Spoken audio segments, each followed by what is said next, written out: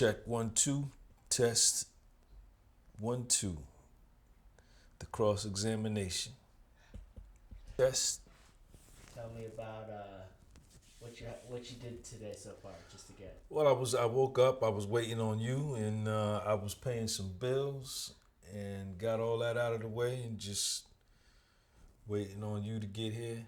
And we're gonna get this thing going, man. Get it started. Don't never stop. That's it.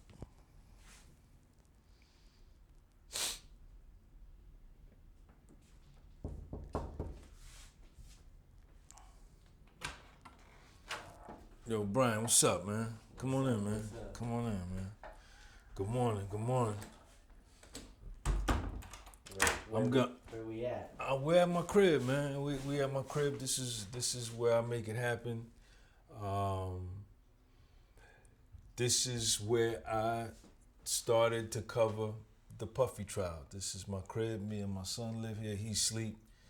I'm up. Here's all my paperwork from the Puffy trial. All of the notes. But I'm gonna make some coffee, Brian. You want some coffee, man? Yeah. All right, come on. There's my cat. There's Luna right there. She's chilling. So I wanted to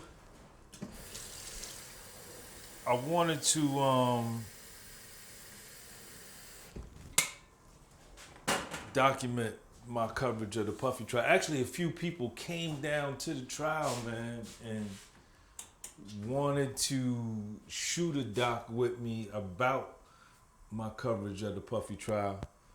And then I was gonna do it, but then I decided not to because I really wanted to get Hold on.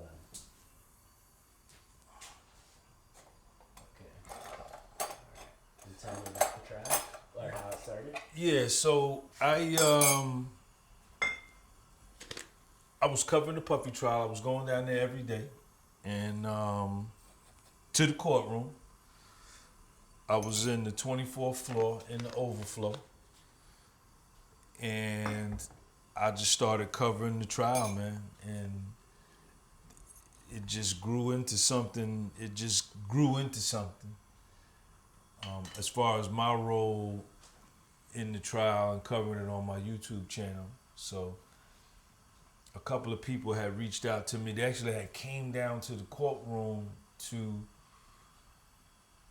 ask me to do a documentary on my coverage of the trial. And I was gonna do it, but then I was like, I really need to get Puffy's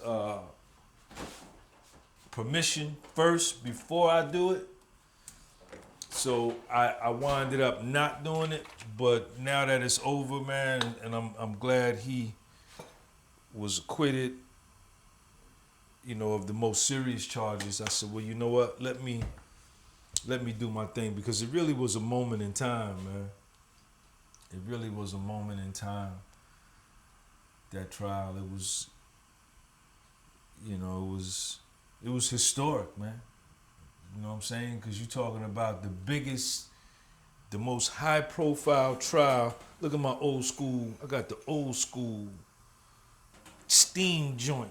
The one that goes, sweet. You want a cup, Brian, or you good? I'll have some, yeah. Okay.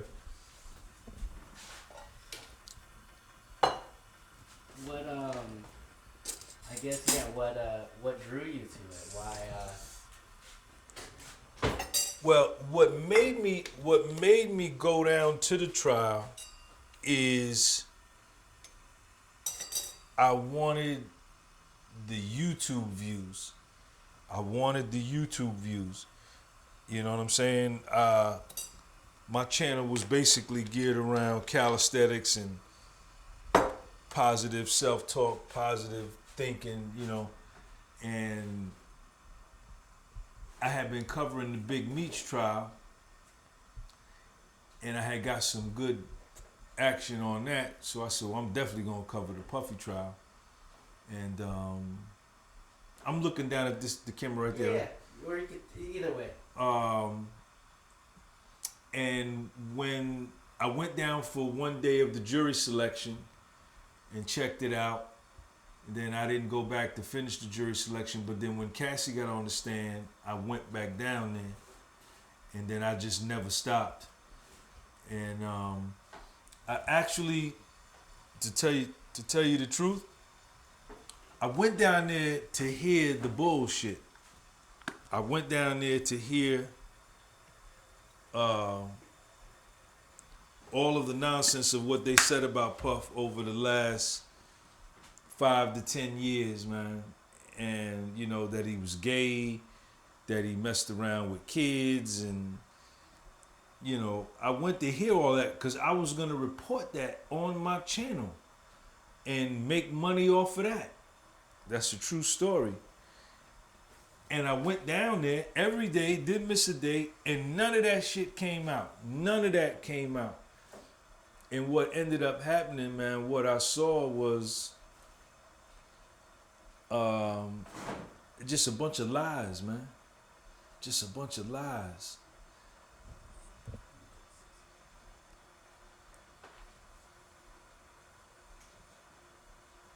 That's better? Yeah. Oh, wait. Okay, just a bunch of lies. That's all I saw that's all I heard. Now I'm in the courtroom, and we're gonna go down there today. We're gonna get in the car, we're gonna ride over there, we're gonna do the whole thing. I went and I was in the courtroom, so I heard the actual testimony. I saw the witnesses on the stand, I heard the witness. This was all in real time. Now, there was 2 courtrooms. The main courtroom was on the 26th floor. That's where Puff was, the judges, the attorneys, the witnesses, that whole thing. And then they had, for the public, they had something that was called an overflow courtroom, where, because in the main courtroom, they would only let the main press, 14 members of the public, and you had to get out there, you had to sleep out in front of the courtroom overnight in order to be one of the first 14 in line. And I never did that. But if you went, you could go into the overflow, you know, at any point. They had the overflow. Anybody could go in there. And if it was too many people from the public, they would just open up another one, a second overflow or a third. So, but I went to the overflow on the 24th floor, and I watched the whole thing, man. And this dude Puff, man, it was a joke, man. It was a joke. What the evidence they had no evidence, right? And nothing of what they said about him in social media, on YouTube, in the press, mainstream media, that they had been saying about him for the last 5 years. None of that came out at the trial. And all of the witnesses that the prosecution called got crushed. And that was it, man. Why do you think this trial in particular got so much like attention in, I guess you could say, like it did seem like influencer, like pop, you know, like it did seem like it got more attention than, you know, like what do you think, you know, why, you know, what do you think? I think it was Puff. I think the fact that it was Puff and the allegations against him, man, what they were saying about him, you know, and the freak-offs, of course. Obviously, what they were saying about these freak-offs and these celebrities that were supposedly involved, and none of it never came out, man. It was just a big. They destroyed him in the press. They assassinated. There you go, y'all. Look at that right there. The old school joint. Look at that right there, y'all. Your coffee don't be this hot, man. I got the hot. Look at that steam right there. Look how that steam come off of there. Look at that steam. What was done, man, is that they destroyed him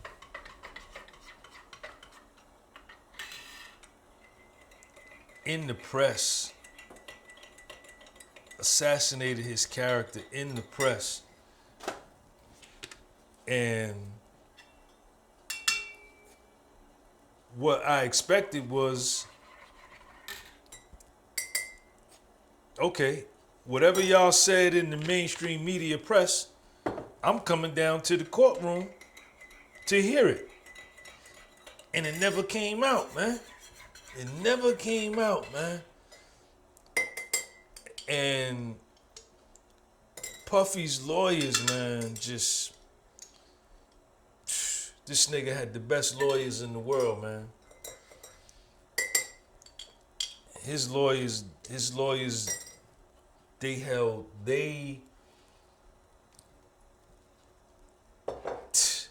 they ran the show down there. They ran the show. That show is right there, Brian. This is mine. You talking about? Where do you normally have your coffee? You put it right here. You talking about 6 prosecutors on the line, and then they said they had 2 other prosecutors in the back that were helping out, and then who knows how many people they had back at the Southern District of New York supporting the prosecutors on the line. And Puffy had like about, 10 lawyers at different points, 11 lawyers, 9. And they ran the show. They killed it. They saved his life.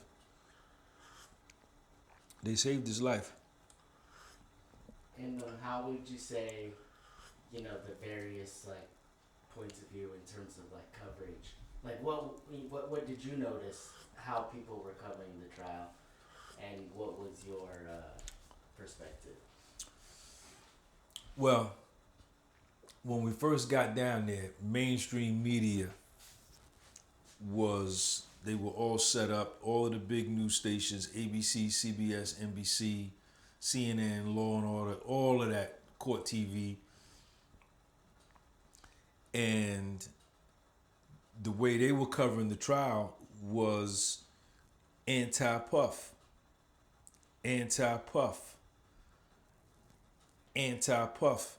irrespective of what evidence was coming out or yet to come out in the trial, or what was coming out during the trial. But one thing that was real, and I don't think this has ever happened before, I don't know, because this was the first trial I ever covered the way that I covered it, was social media. There must have been about 30 YouTubers, TikTokers, Instagrammers, Facebookers covering the trial right along with mainstream media. And because I was covering on YouTube, we took over the coverage of the trial. People wasn't even listening to what mainstream media was saying. You had people like myself who were covering the trial, others, and some of the YouTubers, TikTokers, and Instagrammers didn't even come in the courtroom. They would stay downstairs and go live the whole day waiting for the other social media dudes to come down and let them know what was going on in the courtroom, or they were reading the transcripts from inner city press. Crazy. But yo, I'm finna jump in the shower and get dressed, and then we're gonna ride over to the city. We're gonna go to Manhattan. I'm gonna show you my whole routine. So I would wake up in the morning right here in this kitchen, have my coffee like I'm doing. I'm gonna jump in the shower, I'm gonna get dressed, and then we're gonna dip over to the city. Peace. Adam? Yeah, this is cool. You could just hear, you didn't have this cat. No, Luna was, we got her, she's 2 years old.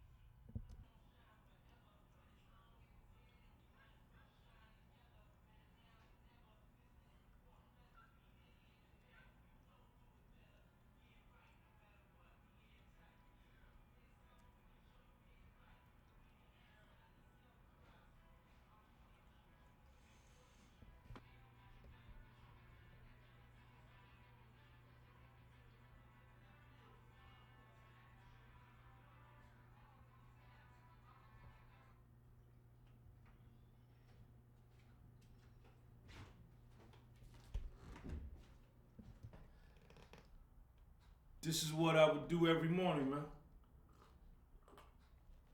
To get ready to go to the trial. Let me put my clothes on real quick. I'm gonna be right back. Stay right there.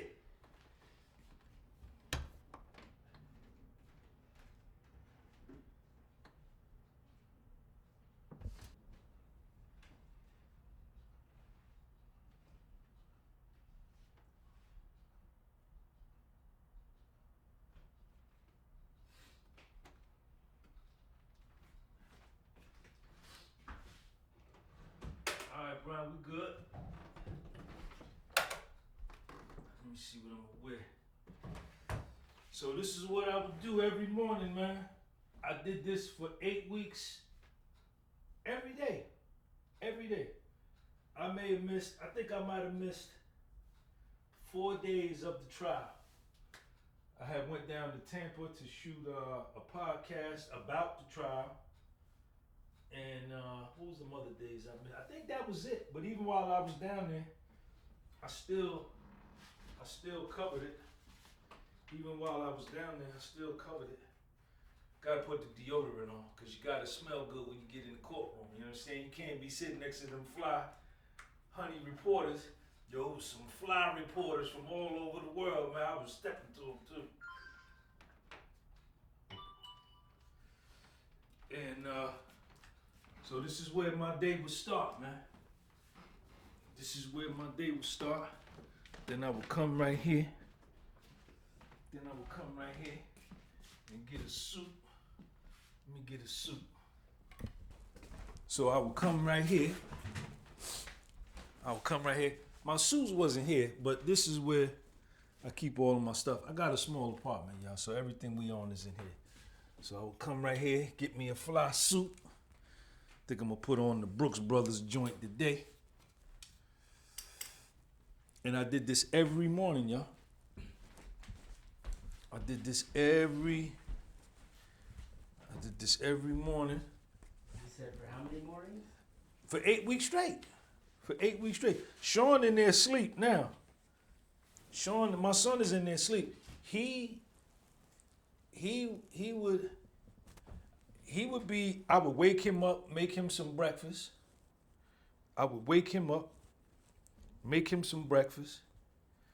And then I would get ready to go to, y'all, hold on, give me some time with the mic. Okay. All right. Ready? Yep. So let me go put my sneakers on. So when I first started going over to the trial, I used to wear my dope Johnstone Murphy joints. But as you're gonna see, I was doing a lot of walking. Because I would drive from here to Jersey City, park my car, get on the PATH train, go into Manhattan, and I was doing that. I did that every day for like a week, and my feet was killing me. So I said, yo, I'm just gonna put on some black sneakers. So I'm just gonna put on my black New Balance. Shout out to New Balance. Y'all need to call me, give me a deal, because I'm promoting your brand on my show. This is gonna be the best documentary ever, man. So, like I say, I did this every morning, man. Like, not knowing that what I was covering, and I'm not a journalist. I'm just a YouTuber, man. So I got my motherfucking lotion and shit. So I would always come get a little lotion. You know, nigga gotta have a lotion. Can't be ashy going over there to the court. I put the lotion on. Right, then I got my coconut oil for my bald head. This from my man RH sent me this out of Canada. It's that real shit right here.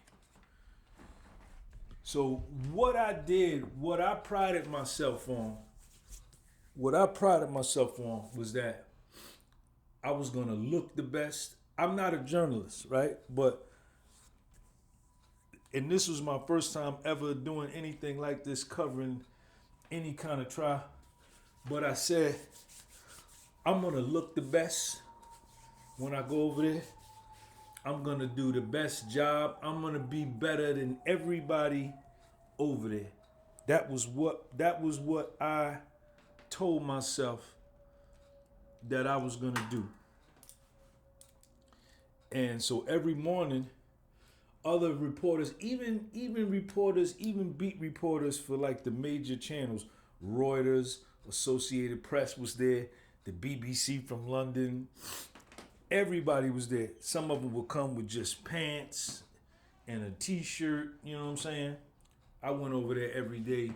I went over there looking like something. You understand? Because I just wanted to stand out. I wanted to be the best. And I was gonna do the best coverage better than everybody out there. That was my mentality when I went out there. Let me see. And I guess like I don't mean this like in a bad way, but like what makes you qualified, or like does it not matter these days? Like there's new traditional news outlets versus just like independent people, YouTubers. That's a great question. I'm not qualified. I didn't go to journalism school. I don't know this. I'm not a journalist. I'm just a YouTuber. But what I Brian, I could button this up over the thing.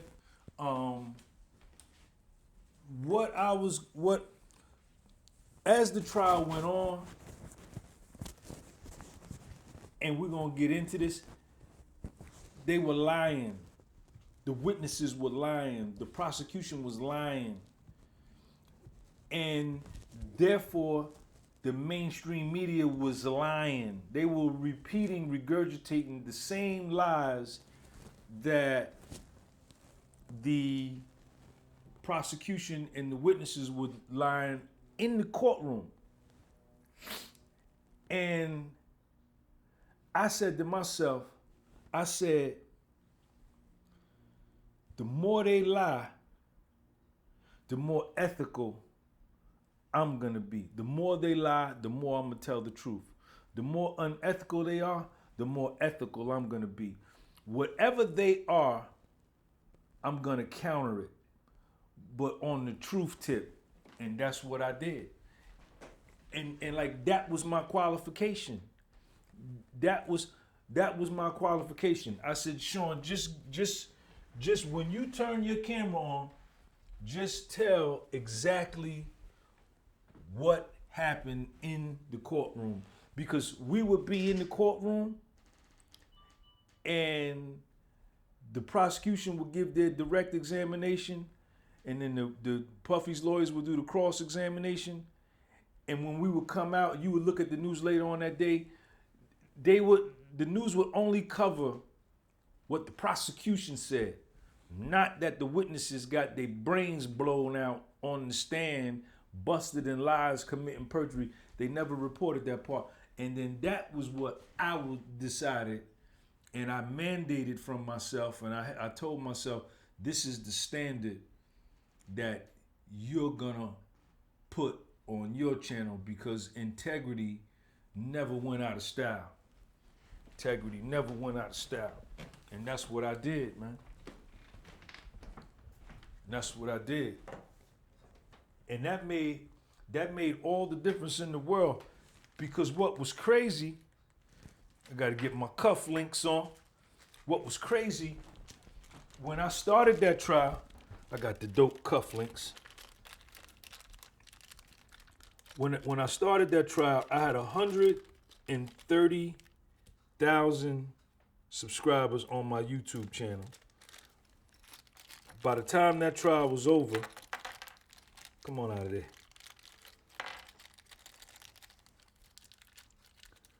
By the time that trial was over, I had 184,000.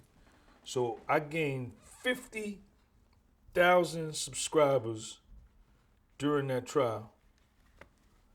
And a lot of them were women, man. A lot of them were women, and a lot of women was against Puff, man. Black women, white women, Latino women, women in general, man. And I had to when I started my channel, when I started covering it, I had to goddamn qualify to the women and let them know that. Let me see which cologne I'm gonna put on. I got the dope. What is this? Yves Saint Laurent. Put on a nice. Cause niggas gotta smell like something, man. You gotta look good, man. When you're doing shit, you gotta make sure you look like something, man. You understand? Cause you never know who you might meet in these streets, in the New York City streets. You never know who you might run into. So I had to let the women know that, right? I watched my mother be a victim of domestic violence, right? And that I wasn't insensitive because what everybody saw about Puff was him whooping Cassie's ass by that elevator. And that people didn't like that, right? People, especially the women, that part they couldn't. Nobody could reconcile that. And really, that's what really, at the end of the day, that's what he was on trial for. That 13-second clip that they looped over and over and over and over and over. And they used that 13-second clip to try to justify to the world and to the, well, they did it to the world because the mainstream media and the prosecution were very successful at influencing the public opinion that look at him whooping Cassie's ass for 13 seconds. So if he did that, he did everything. Whatever we tell you, if we tell you he stole a bag of Cheetos from the store, he did it because look at what he did to her. Puffy cut school and skipped detention. He did it because he beat her up in front of the elevator. Puffy didn't pay for his gas at the gas station. He did it because look at what he did. That was their whole case. That was their whole case. That was their whole case.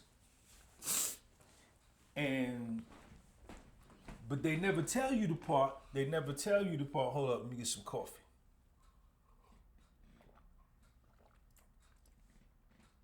My coffee better than your coffee, man. You could never ever in your life make coffee as good as me. I'm the best coffee maker ever. They never tell you the part about why Puffy whooped her ass in front of that elevator. But it came out in the trial was that she stole his cell phone. She stole his cell phone. And they used to do that to each other. Puffy would steal her cell phone, call all the niggas that she was dealing with behind his back, threaten them. And he used to do the same thing, steal her phone, and she would steal his phone and call all his women. Cassie said on the stand that Puffy had about 9-10 girlfriends, and she was jealous. She was insanely jealous of Kim Porter and this girl named Gina. So she stole his phone, and when he came out, see how I tie my tie, man? I tie the tie the best, man. I tie my tie better than you. She stole his phone. He came out. I don't know why he took it to the extent he took it, but he he did her pretty dirty, which wasn't right and exact. But like I say, I saw my mother get really beat up. I'm really a victim of domestic violence, way more than the extent to that. But in that video, the 13-second clip that they show over and over and over, it really was a 6-minute and 38-second video where Cassie and Puffy are sitting there talking. He throws a vase at her, and then he takes his phone from her. He takes his phone from her. And can you hear the mic good, right? Mm-hmm. He takes his phone from her, you know, and he's dragging and whatnot. You know, that wasn't cool. You know, that ain't cool. You understand? But there was a whole context to that video, right? The same day of the incident in front of the elevator, after they have the altercation at the hotel by the elevator, Cassie jumps in an Uber, and dips to her crib. And her best friend there is waiting. Her best friend is waiting there. I think the girl's name was Kerry. So she goes to her crib, and the police come to the crib on another incident, some kind of loud disturbance. And this is right after Puffy assaults her in front of the elevator. Hold up, let me get some coffee. Wait a minute. I was like, maybe I could probably drink my coffee. It's a compliment. Yeah. So,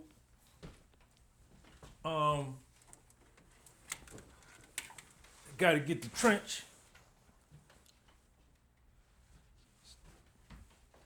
So, Cassie goes back to her crib, and the police come from another disturbance, and Cassie's friend is telling Cassie, tell the police what just happened with you and Puff. And Cassie she wouldn't say nothing. The police asked her, like, what happened? What happened? She says, nothing. The police asked Cassie, give me your ID. She says no, and she doesn't give it to him. They leave. Later on, that same day, the same night of the incident, the assault in front of the elevator, Cassie goes by Puffy's crib. And they go together to her movie premiere on the same day. Now, that puts that whole incident in context. It doesn't absolve Puff or relieve Puff of assaulting her, because he did that. But they got back together the same night and went to the movie premiere.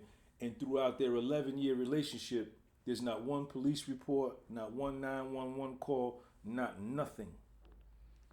But the mainstream media with the prosecution didn't frame it that way. They framed it, you know, they did an effective job of demonizing him, man. They did a real good job of turning the public opinion away from him. They did a real good job of poisoning the jury pool. They did a real good job of, you see, this is real TV, y'all, because I'm holding the goddamn thing. Let me put it in my pocket. They did a real good job. And I thought Puff, I didn't think he had a chance, man. I didn't think he had a chance. I said, man, he going up against the feds in New York on a RICO.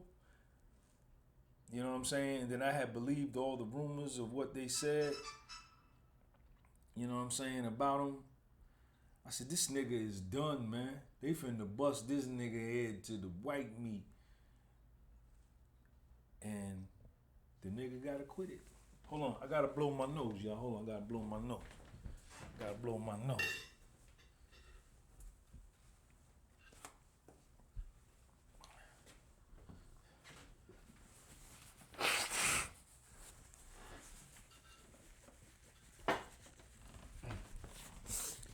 Yep, so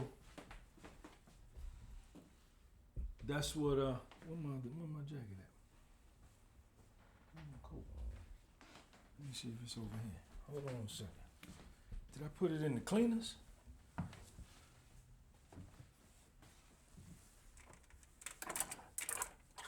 Oh, where am I going at?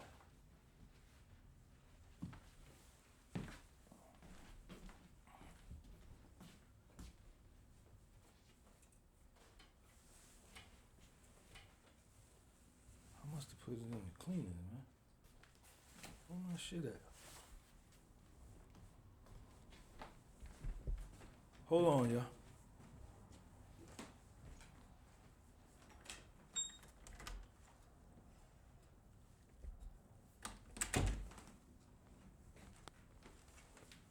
Yeah, I must have put it in the cleaners. It's all good. It's all good. We just rocked the trench. Yep, so that's what happened. That's what happened. And you know, I went over there every day, man. This is all my notes. This is all of the Puffy file. Look at all of this. This, all of that, all of this down here. Yep. All of that. I don't know where my coat at. My jacket to my suit. I think I must have put it in the cleaners, but it don't matter. We still money though. Don't matter. So this is what we're gonna do now. We're gonna jump in the car. We're gonna ride over to Manhattan. We're gonna do my whole routine. I'll see y'all on the rebound. Check my coffee out.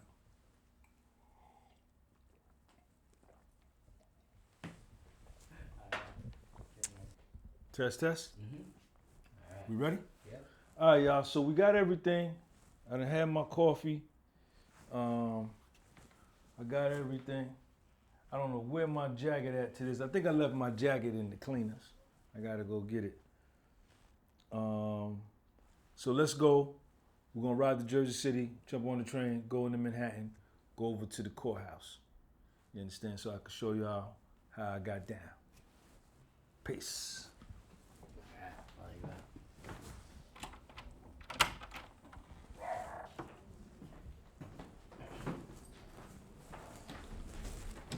So I would come out. You hear that dog over there? He do that. They do that every morning. There's two of them over there. They do that shit every morning. Ain't finna do nothing but bark. That's it. So I would come out. This is my crib. This is where me and little Sean live. You understand? Chilling like Matt Dillon. Ain't robbing, ain't stealing. We not rich. Y'all think just because I'm a YouTuber, I'm rich. No, I ain't. All YouTubers, just because we got a bunch of followers, that don't mean we rich. By a long shot. All right. Ready? So, I would come every morning. I'd have my notebook, because I used to take notes. I took notes while I was in court, man. And Oh wait, one question. My apartment over here? yeah, Oh, okay. yeah, I should move it. yeah. I used to take notes of the testimony, the witness testimony, what the prosecution said, what Puffy's lawyer said, what the judge said. Everybody, man. I made sure that I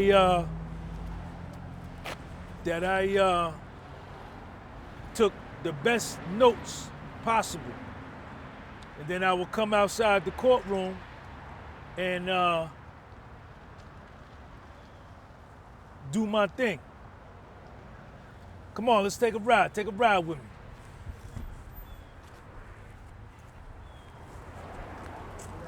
Can I put this stuff in the truck? Absolutely. Okay.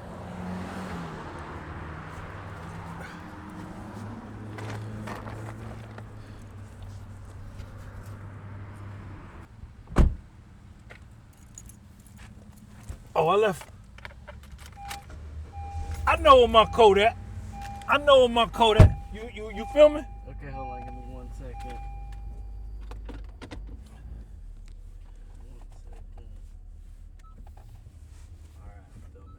I know where my coat at. I took it by Angelo. Angelo does all of my tailoring for my clothes because the collar was fucked up. It had to be stitched back down. Let me turn some heat on, man. It's cold. It's November in New Jersey. Uh-oh, somebody calling.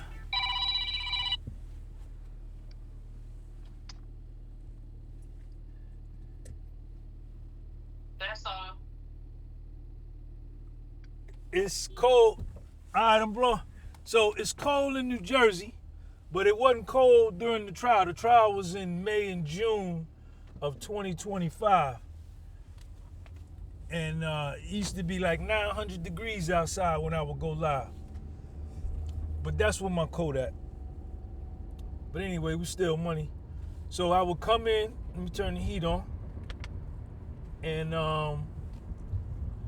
you know, I would be riding to the courtroom and like what I'm doing right now, thinking about, because every day after the trial, either the prosecution or Puffy's lawyers would put out a motion, or you know, the judge would issue an order or some type of ruling on an issue or a matter in the court. And I really studied this case, man. I treated this like school, man. Anything that came across Pacer and Puffy's legal team put me on the mailing list, the email list, for whenever they would send out motions, or you know, I had access to the transcripts, you know. And I'm gonna put some Vaseline on my lips, y'all. I got the dope Vaseline. You gotta put the Vaseline on your lips so your lips could be soft. That you can't be kissing no honey with no chapped ass lips and you cutting her lips up. That ain't no good. She ain't gonna let you kiss her but one time. If you do that, you wanna kiss her a bunch of times. But you gotta make sure your lips be soft. So I was getting all of the transcript, any type of document that went down, I had access to it. And I would come home every night and I would read it thoroughly. Especially stuff from Alexander Shapiro and Tenney and Mark. Mostly it was Tenney, Mark, and Alexander Shapiro, especially Alexander Shapiro. And I would read that stuff and I would memorize that shit. I would memorize it. And then I would report on it. I was going live Monday through Friday. I had to come right here and pay the toll, y'all. Check out the toll booth. Jersey, you're gonna get ripped off at the Garden State Parkway toll. You're gonna pay the toll your whole life, and the road's still gonna be fucked up. 75, 85 cents. 85 cents for nothing. 85 cents for nothing. No easy pass? I don't got easy pass because I don't like that shit, man. I had it, then I don't know, man. I don't know. I just don't have easy pass. I don't want that shit. I throw money in there. I put the change in there. But I will go live every day, Monday through Friday at the trial. I will go live when we took our lunch break around 12 noon. And then I will go live when court was adjourned around 4 or 5 o'clock in the afternoon. And then I will come home and study the information. I will come home and study the information of what Alexander Shapiro wrote, anything she wrote, Mark or Tenney, and then I was shooting more videos at home. I actually made my 2 biggest checks ever in my YouTube career. I've been doing YouTube 8 years, and my 2 biggest checks came from the Puffy joint. Sure did. I think everybody did. Everybody's numbers was crazy for the Puffy trial. People built platforms.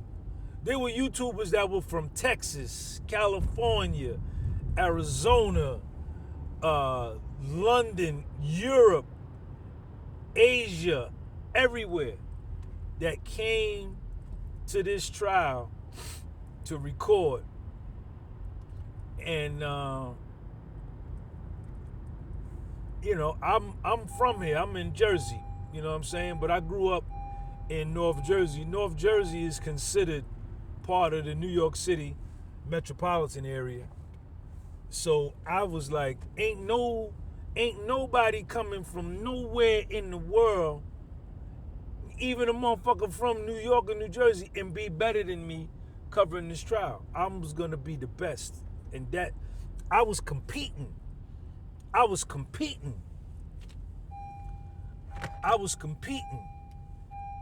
with everybody who was gonna give the best report, because that's what it was, right? Who was gonna give the best coverage, the most complete coverage? Who was gonna do the best? And I made up my mind, I was gonna be the best. I was gonna be the best. That's what I went. I went there every day to kick ass. Other journalists, other reporters, YouTubers, y'all not gonna be better than me. I'm gonna look better than you. Hey, Travis, we on the Parkway. We heading into, I'm on my way into Manhattan now. All right, later. I was gonna look better than everybody. I was going to the barbershop twice a week, sometimes 3 times a week, to make sure my beard was money. I was going to sleep early, waking up early, and it was a competition to me. It was a competition to me. That's the way I looked at it.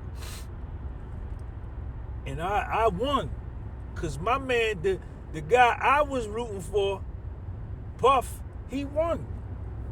The nigga got acquitted. Everybody, the first week I got to the trial, every mainstream media reporter, YouTuber, TikToker, Instagrammer was anti-Puff. All of them.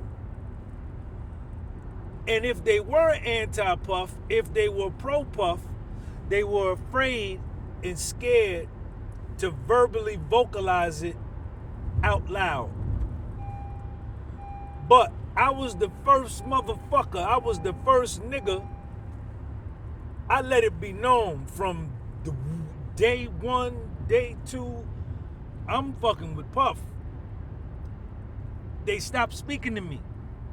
Nobody would speak to me. No mainstream media reporter, no YouTuber. It was like I stunk, like I had the plague or some shit. They wouldn't even fuck with me. But I didn't care. Cause I don't need approval from people. My self-esteem already high enough, right? What you think about me ain't none of my business. How you feel, that shit don't impact me. And they wouldn't even speak to me, man. Tried to get me kicked out the courtroom. The mainstream media, them black girls, it was 2 or 3 black girls. And I'm a nigga, right? I'm foundational black American. 2 or 3 other black reporters from CBS, NBC, and ABC tried to get me kicked out the courtroom, along with that other fake girl on her YouTube. I ain't even gonna give her no props on this. Went, told the judge, told the prosecutor that I told the girl's name. They was talking about me in court. The judge, the prosecution, and Puffy's lawyers was talking about Sean G in court. But I never got kicked out. I never got kicked out. I never got kicked out. So how did you decide, I guess you were pro-Puffy?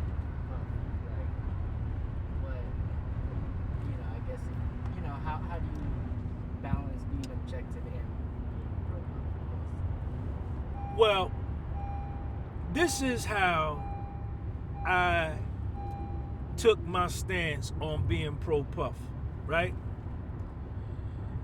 Like, a little bit before the trial,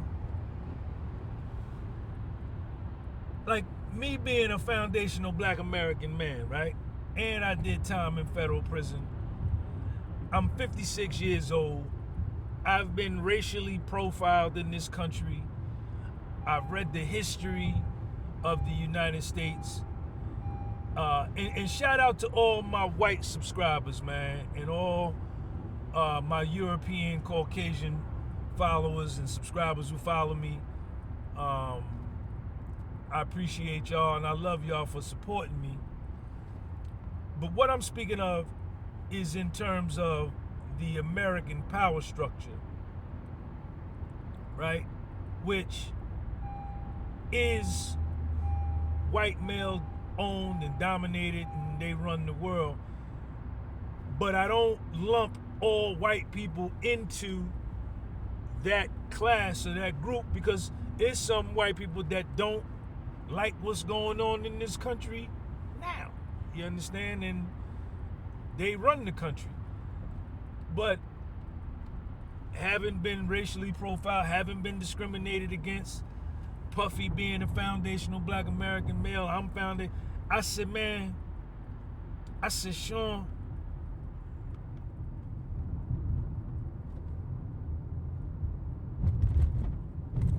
fuck with him on that tip first, right? But like I told y'all before, I believed everything they said about Puff, that he was gay, that he messed with minors, everything they put it, the same thing y'all believed, I did too. But as I started going to the trial and hearing the evidence and the witness testimony, none of that was true.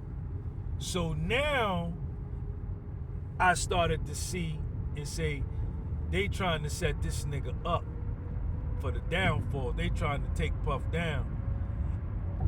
And when I saw that, then I became even a more ardent. Is that too much heat for you, bro? Oh, that's good. I became even more ardent supporter of Puff for that reason. You know what I'm saying? Once I saw the lies,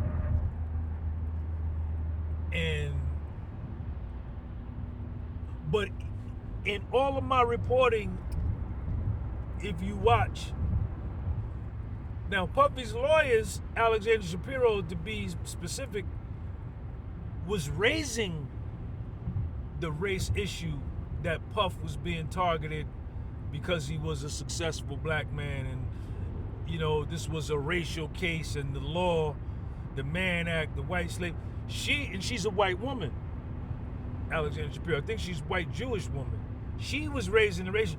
I never raised it on none of my broadcasts because I didn't want to be like people would say and draw the inference, oh, this nigga he out here playing the race card. He ain't even thinking about the facts and the evidence. I was very careful not to bring up the race card. I was very disciplined in focusing on the facts, the testimony, the evidence, the witnesses, and that I was going to prove, first of all, I was going to present that information better than anybody, and I was going to prove that Puffy was innocent based on the facts, man, and nothing else. and because a lot of my people see the foundational Black American, the nigga. See, I'm a foundational Black American. We as a people, we suffer from low self-esteem, right? And a lot of us, and I have been there at a point in my life where because I underperform, because I'm mediocre, because I'm not trying my best, or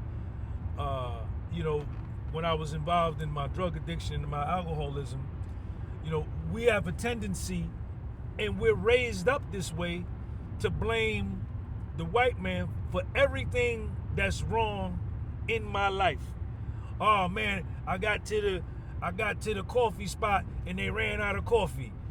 Oh damn, the white man done made him run out of coffee on me, man. Or I go to the store to buy a tomato, ain't no more tomatoes. Oh man, the white man done took all the tomatoes. That's how a lot of us are conditioned. And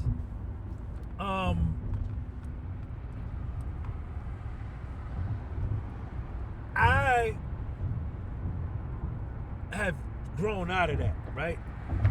I'm a man amongst men, and I take accountability and responsibility for me, right? And I feel like I'm the best motherfucker in the world anyway, out of all 8 billion of y'all, right? That's how I think. That's where my arrogance is. That's where my conceit is. That's where my self-confidence is. That's where my self-perception is. You understand? That's where my self-esteem is. So I believe that I can achieve anything, right? But I was very careful that I was not going to introduce that into this trial, at least from my broadcast. Now, other people were doing it. Other people were saying it, but not me. You know what I'm saying? And I think I did that. And then what was your connection with Puff in terms of just like hearing his music, tie that in? So, like, me and Puff, I'm older than Puff. I'm older than Puff by 7 months. So when Puff started with Jodeci at Uptown Records with Andre Harrell and Mary J. Blige, Puffy made the soundtrack to my college experience, because he was at Howard and I was at Morris Brown. I went to Morris Brown College, historically black college in Atlanta, Georgia. So I follow Puffy's music. Puffy nice with the music, man. You can't front on him. A lot of people say, oh, he just sample music, he do this and that. That may be true, but the nigga is probably the best at doing that, if you want to relegate him to that. So that's how I started following Puff. And then obviously with Biggie, that whole thing, and just following his career, man. I was a fan of Puff's music. I was a fan of Puff. I don't know Puff. I never met Puff. Check me out right here, y'all. You gotta get the dope ticket from the turnpike. Gotta get the dope ticket. We not gonna sit in this traffic right here, man. That traffic there ain't doing nothing. Cause they got that highway too narrow down there by Bayonne, man. They gotta open that shit up. They gotta open it up. My man got a flat tire. So that's how I got introduced to Puff, man. That's how I got, by following him musically. You know what I'm saying? But like I say, I allowed the mainstream media and Instagram and other rappers, they always talk bad about Puff. They always talk bad about Puff. And it was incessant. It was repetitive. It was consistent. And anything that's repetitive, consistent, and overboard, you have a tendency to believe it. And I believed it. And like I say, I went to the trial to hear all the nonsense, but it never came out. Never came out. And what's crazy is that they offered him a plea deal. His plea deal was 40 years, 30 years to take the plea. And he's 55 years old. So that was effectively, they offered him a life sentence, the prosecution, before the trial. Take this and don't go to trial. He said no, and he went to trial, and he beat him. If he would have lost trial, he was looking at life without the possibility of parole. He was looking at life without the possibility of parole, which would have triggered the asset forfeiture clause in the RICO. He had one count of racketeering conspiracy with 7 or 8 predicate offenses underneath that racketeering conspiracy: kidnapping, bribery, arson, possession of drugs with the intent to distribute, coercion, force, fraud, violence, trafficking, and what was crazy, the prosecution kept telling the jury, all you need to do, y'all, this is the prosecutor telling the jury, this case extends back to 2008, but all you need to do is find one time that he did any of these things and he's guilty of RICO. And the jury rejected it. They acquitted him. And he beat the feds at trial. We're right here in Jersey City, y'all. Chill town. Chill town. So do you think the outcome was, I guess, fair, accurate?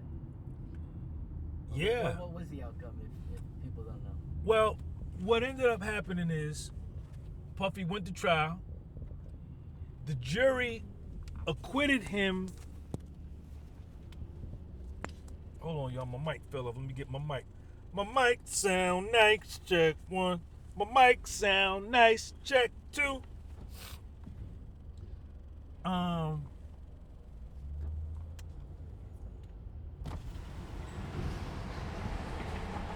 you doing? Hello. Good morning. All right. All right. 140. How much? 140. 140? I watch your YouTube channel. You do? Uh-huh. Thank you, baby. I'm filming my documentary right now. Okay. Thank you. All right, I see you. right. All right. So he had 2 counts of sex trafficking, 1 count of racketeering conspiracy, 2 counts of prostitution, 5 counts. He got acquitted of the racketeering conspiracy, acquitted of the 2 counts of sex trafficking, which were the 3 biggest charges that would have given him a life sentence, triggered the asset forfeiture clause. They would have seized his bank accounts, his houses, his publishing, everything. They would have pretty much made his family destitute, and he would have went to prison for life, never to see his mother or his daughters again. The jury acquitted him of the racketeering conspiracy and the 2 sex trafficking charges. Not guilty, acquitted. They found him guilty on the 2 prostitution joints, the Mann Act, but those were like the lesser charges, which he should have never been charged with in the first place. And it was a win. It was a win. It was a win. The prosecution lost. The Southern District of New York lost. They got beat. They got beat at trial in New York City. Foundational Black American man took his money, facing life without the possibility of parole, offered a 40-year plea or 30-year plea. Said, fuck y'all, took it to trial, and left it up to 12 New Yorkers. 12 New Yorkers on the jury of different racial backgrounds, different ethnicities, different genders. And he got acquitted, thanks to his legal team. Mark Agnifilo, Puffy's lead lawyer, saved his life with that closing argument. All of Puffy's lawyers saved his life because they all played a different part in different chapters of the trial. Nicole Westmoreland, Brian Steele, Anna Esteveo, Jason Driscoll, Alexander Shapiro, Xavier Donaldson, Tenny Garagos, Jonathan Bach. These lawyers were fucking amazing, man. To watch these niggas in the courtroom, it was like watching the Super Bowl. It was like watching the Super Bowl. I don't know what a trial is supposed to look like. Like I said, I never saw this before. But you know that when you see excellence, like when you see something excellence, you know, like, yo, this is some top flight shit right here. I don't know what I'm looking at, but this shit is good. And that's what it was like looking at Puffy's lawyers, man. And the prosecution team was made up of 6 white females. 6 white females, all from Ivy League colleges, University of Pennsylvania Law School, Harvard Law, Yale Law, all these Ivy League, the judge, Columbia Law. You know, the best of the best, allegedly, supposedly, the most elite level legal minds in the world, and them niggas was cheating every day. They cheated every single day to lock this man up. And the jury saw right through it. The jury saw right through it. That shit was, it was a victory, man. It was a victory for Puff, but it was a victory for the people, especially the foundational Black American male, us. Not the foundational Black American female, not no other Caribbean black male, the African black male. That ain't got nothing to do with us. They different from us. They black like us and all that, but they not us. They haven't had to endure, their bloodline doesn't extend back to slavery, right? In order to be considered a foundational Black American male, your bloodline got to be able to extend back to slavery either through your mother or father in this country. Yeah, you could have been a slave in Cuba, you could have been a slave in the Dominican Republic, you could have been a slave in Haiti or Jamaica, but you're not related to us. You like our cousins, you like our second or third cousins from over there. But what Puffy did in New York City at the trial, the most high-profile trial in the history of New York City, maybe even the country, he beat the feds at trial with his money. This nigga marshaled his resources. This is the genius of it, right? First of all, Puff is a kid from Harlem. Father gets murdered when he's 3. He comes up in Harlem. His mother brings him up as a single mother. This nigga rises to become an elite level music mogul, entertainment mogul, fashion mogul, business mogul, wine and spirits mogul, and amasses this massive amount of wealth. Gets targeted by the United States government, and then takes his wealth and say, fuck it, let's go to trial, motherfucker. And takes him to trial and beats him. Unbelievable. Hires the best lawyers, and none of Alexander Shapiro is Ivy League, and Jonathan Bach. Jonathan Bach went to Yale Law School. Alexander Shapiro went to Columbia. But the rest of Puffy's lawyers are regular NYU, Nicole Westmoreland, Stetson, Xavier Donaldson, Howard University Law School, Black College, Mark Agnifilo, Brooklyn Law, Brian Steele, Fordham Law. Their law schools is not as prestigious as the prosecution, and they still kick their ass. That's why it don't matter where you go to school and all that. How good are you? Are you good? Yes or no? Do you know what you're doing? Yes or no? Tell me right now. Speak up. Hurry up. The prosecutors, you could see in their body language in the courtroom that they knew they were inferior to Puffy's lawyers. Puffy's lawyers, their vibration, their energy, their aura dominated the courtroom. Dominated. And them girls, them prosecutors, not to say that them prosecutors ain't good, they ain't smart. Obviously, they smart, right? They went to Ivy League law schools, they graduated, they're prosecutors in the Southern District of New York in the federal court. They're good. They're good. Don't get me wrong. I ain't trying to front them on that. I ain't that, I'm an honest man. Them niggas is good. They good prosecutors. They know the law, but they wasn't good enough for this. They got beat. They got beat.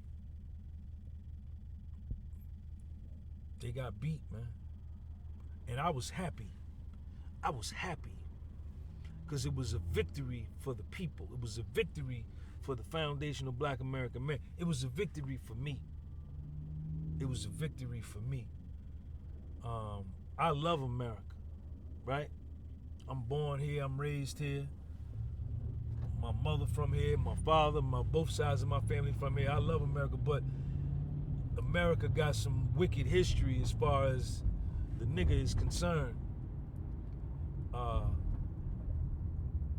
And Puffy winning that trial was a victory for me, man. That shit felt good. It was like, yeah, we beat y'all. You know what I'm saying? One of my people, one of my brothers beat y'all. And it was a damage to the brand of the Southern District of New York. Their brand got damaged because it was prosecutorial misconduct all over the place. All over the place. All over the place. So what was their, I guess, incentive for treating him unfairly, or, why go out of their way to do that? That question always was raised, like, why are they doing Puffy like this? There have been several theories. The primary one being the reason Puffy got jammed up in this situation was because he sued the liquor company that he was in business with, Diageo. I don't know. But that was the prevailing narrative as to why he was being taken down.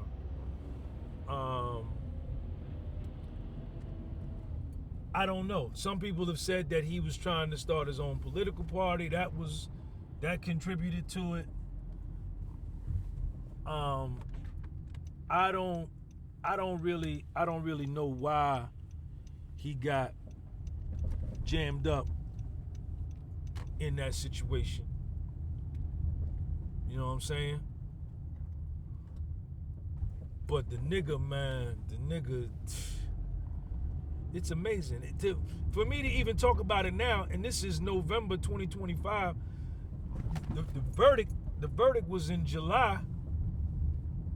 I'm still like, yo, this is crazy. And he's gonna make a comeback.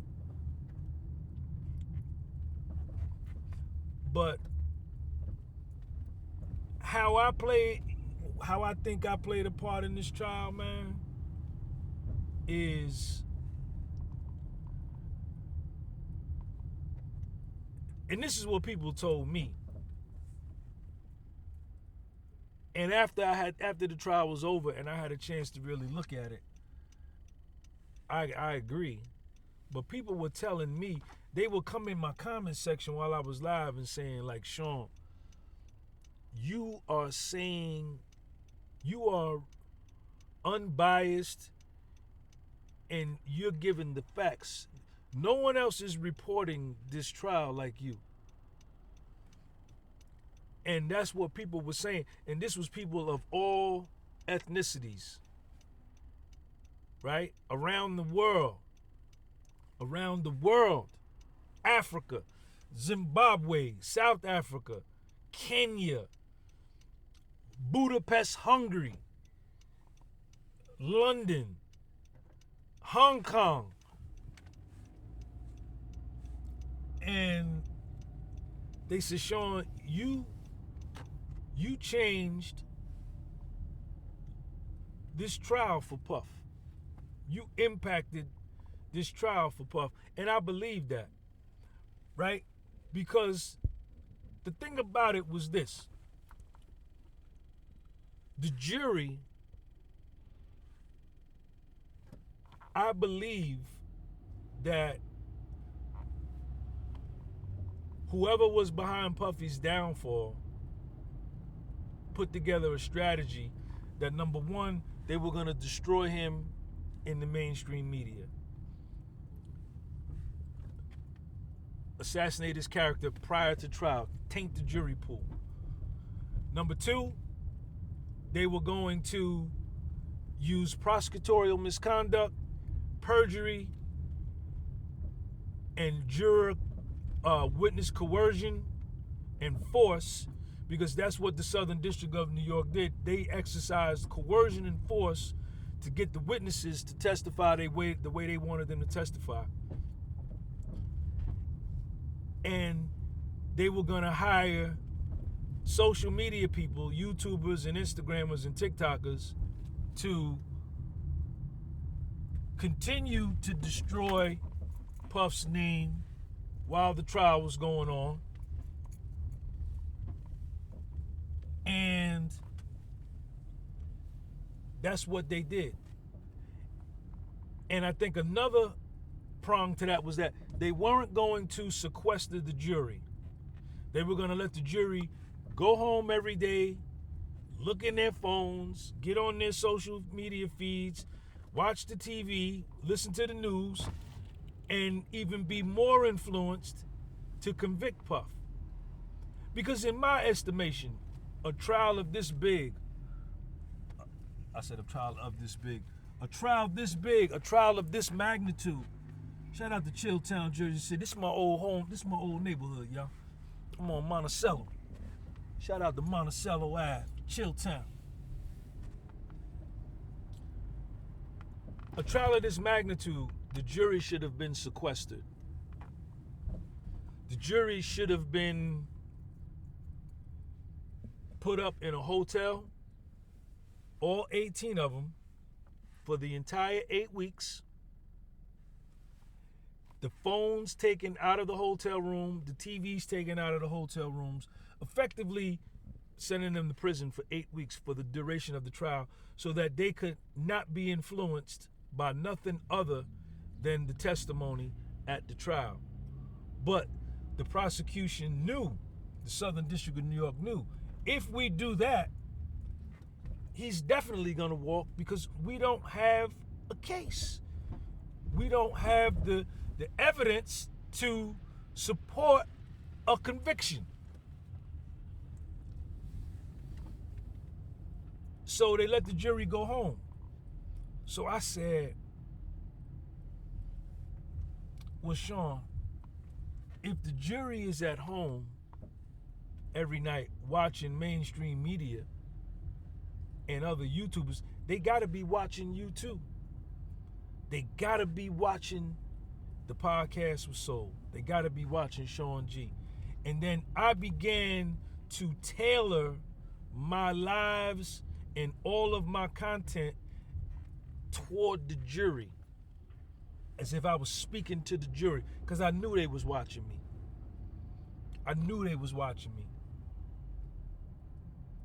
because my channel blew up as a result of this trial, right?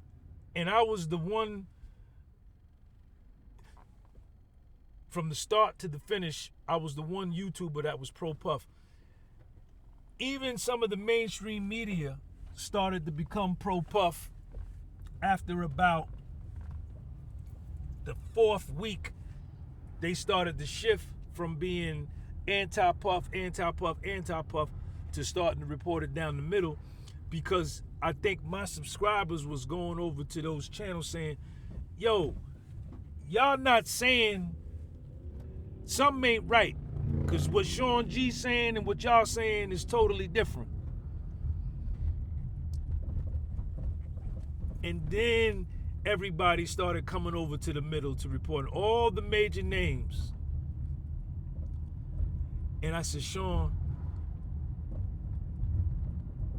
at least one of these jurors, probably more, is watching you.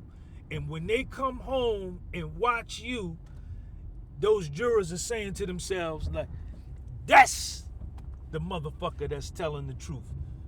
Because I was in the courtroom, and what he's saying is what I heard today while I was on the jury stand. And that was my approach. That was my approach.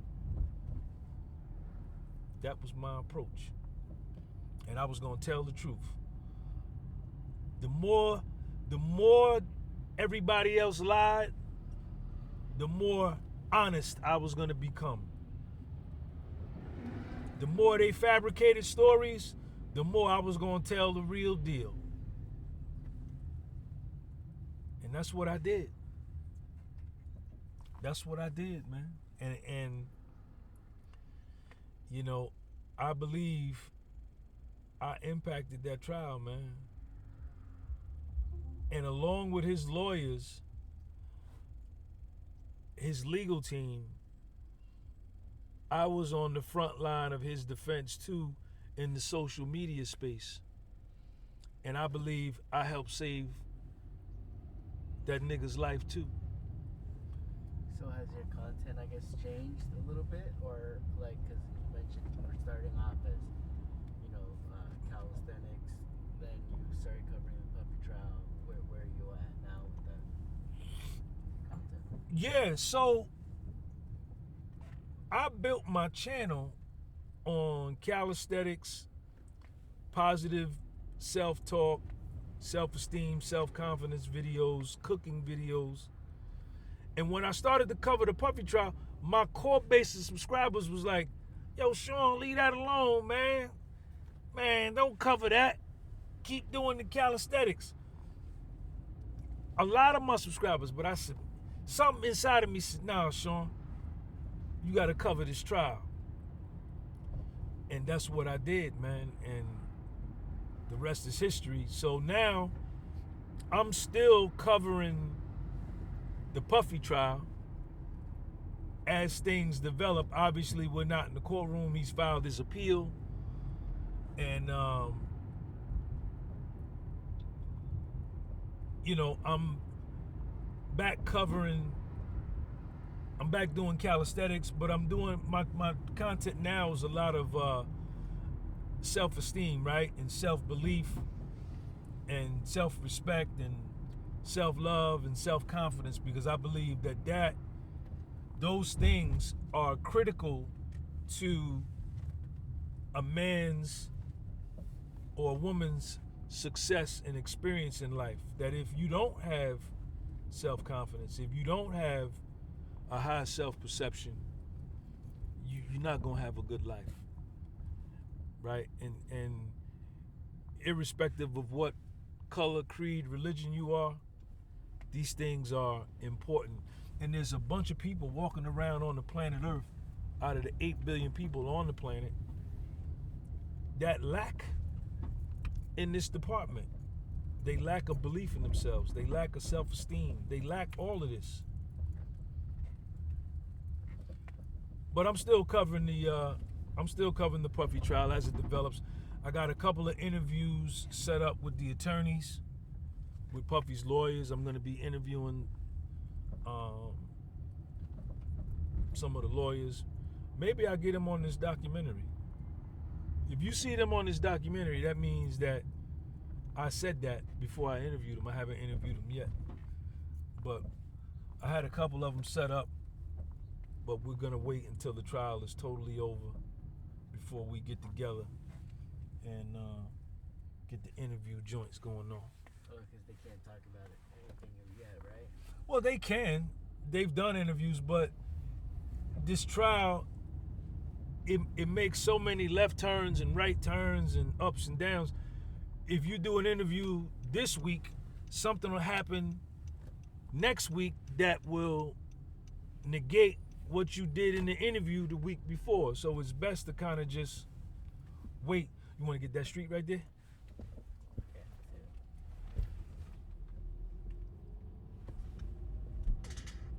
Chill town, y'all.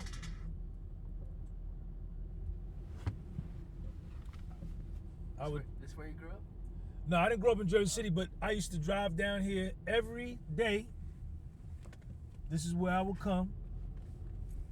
And Thursday, 10 to 12 noon. This is where I would come and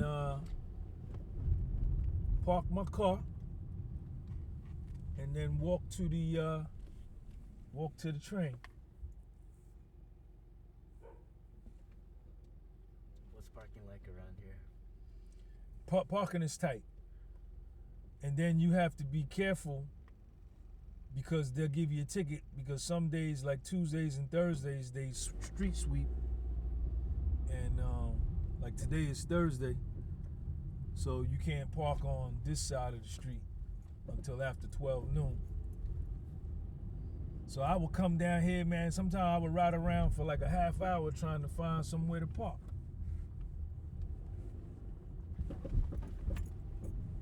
Yep, trying to find somewhere to park. Thursday, 10 a.m. to 12 noon, can't park right there. I'm gonna find a spot on this block right here. I'm gonna find a spot. Is that a spot right there? They parking right there, doing some construction. Let me see if they come. He coming out? Anybody in there? Let me see. Is this a spot right here? Fire hydrant. 10 a.m. to 12 noon Thursday. All right, so we gotta park on this side.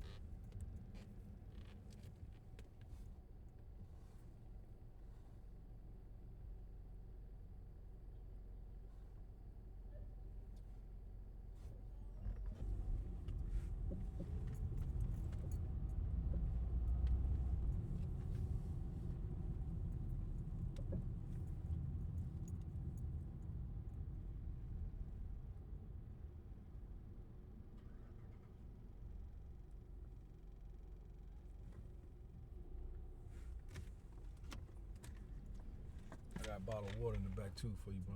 Oh, all right, I got the water. Well, what did you learn about the legal system? Well, I learned so much, man, from this trial. I learned about Rule 29, Rule 33, motions, sidebar.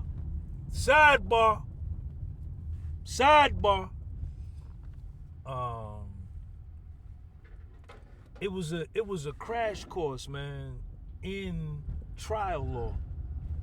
And I'm an accountant. My background, I got a bachelor's degree in accounting and a master's degree in finance, so I don't have a legal background. And I wonder if I could park right there. Thursday, 10 to 12 noon. They all gonna get tickets. gonna get tickets. It's a fire hydrant right there, ain't it? Yep. Can't park right there. So I learned a whole lot, man, watching this trial, man. A whole lot. Got a spot right here. Tuesday. We good. We good. So I would have to do this every day coming down to this trial. Come down here, ride around, sometimes 30 minutes looking for a parking spot in order to get in. Cause I'm not paying no $50 a day to park every day. So I will come down here, find a spot, so we good. Today is Thursday, so we on the Tuesday side. So we good. So I also learned that the federal prosecutors are unethical, have the potential to be unethical. They have the proclivity to use prosecutorial misconduct. Not speaking on all federal prosecutors because I don't know all federal prosecutors. But the federal prosecutors in this case, trash from an ethics standpoint. They were extremely unethical. They engaged in open and notorious prosecutorial misconduct. They put witnesses on the stand that committed perjury, and they knew they were committing perjury. And in order to protect these witnesses from being prosecuted for perjury, they gave these witnesses immunity agreements whereby the only one that could decide whether they lied and committed perjury or not was the prosecution themselves. And these government witnesses had $10 million civil lawsuits pending against Puff, taking the stand, committing perjury in his criminal trial. You hear what I'm saying to you? Do you hear what I'm saying to you? And Puffy's lawyers, Alexander Shapiro, was bringing this out at the trial. I was bringing it out in social media. So I lost a lot of respect, and going back to being a foundational Black American man. I began to wonder, like, how many niggas have they done this to, right? How many foundational Black American men are sitting in federal prison as a result of witness perjury, prosecutorial misconduct, that didn't have the tall dollars, the money that Puffy had to expose it, that are doing 10 years, 5 years, 15 years, 20 years, 30 years, life. You know what I'm saying? And I bet you there's a lot, and that bothered me. That was one of the first things that came up that, I saw and what I thought about when I saw what was going on. And that's why when Puffy got acquitted, me as a foundational Black American male, I was happy. I was happy because it was on the tip, like, the foundational Black American man beat the United States. The country that has deliberately, intentionally, persistently, with a pernicious intent to destroy this man, got their ass kicked at trial.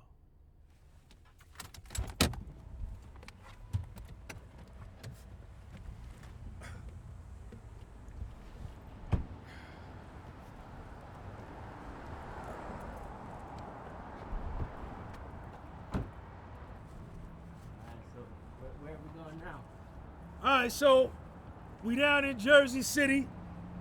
So this is where I would drive every day from my house to Jersey City.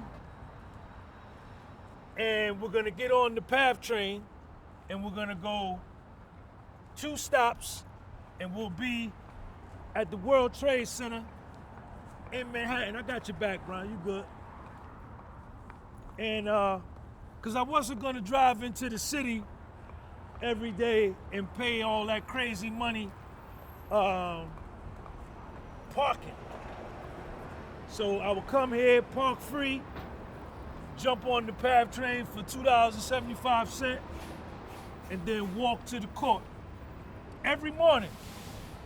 Every morning. And there was sometimes, man, I got tired of doing this shit, man. You know what I'm saying? But I said, Sean, you started it, you gotta finish it. You know what I'm saying? You gotta finish it. And I came every day. I came every day, man. Every day.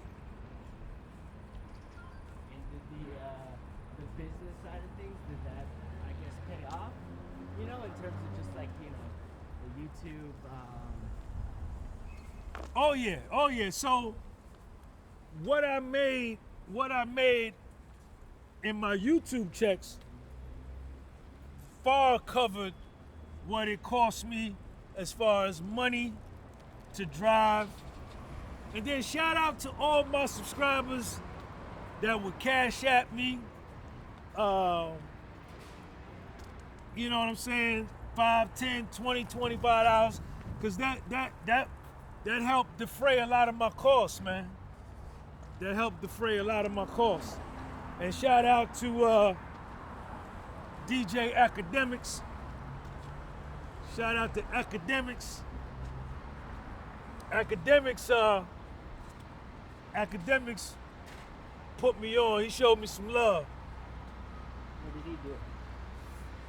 Well, I don't know how he found me. Some of my subscribers says that they were the ones that told him about me. But you know who Academics is? So Academics is he's a big hip hop social media influencer. So somehow he got wind of me, and whenever I would go live, he would go live and take my live and put it in his live, and I started to get a crazy amount of views, man. And I remember the first day he did it, he sent me a $300 super chat. I made like $1,300 in super chats that day. And then from then on, he started doing it every day. Whenever he wanted to cover the Puffy trial, he would come on my live. And that helped out a lot. Shout out to you, Academics. Appreciate you, man. Thank you. And are people still interested in it now, or what from your perspective? Are people still interested in the trial? Yeah. Yeah, but not to the extent of what it was when the trial was going on, because the excitement was, is he gonna be found guilty, or is he gonna get found not guilty? But people are, a lot of people are upset that he's in prison. A lot of people feel like he should have been acquitted of all charges. You know, a lot of people feel like he got over-sentenced. I'm one of them. There's no way Puff should have got that amount of time that he got. No way. 50 months for what? For that? No way. No way. His Puffy's base offense level was a level 14 on the sentencing guidelines. That judge enhanced them 13 levels.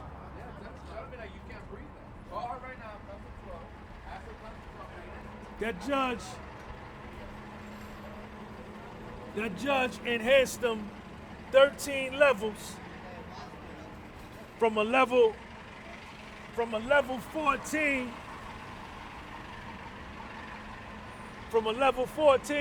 to a level 27.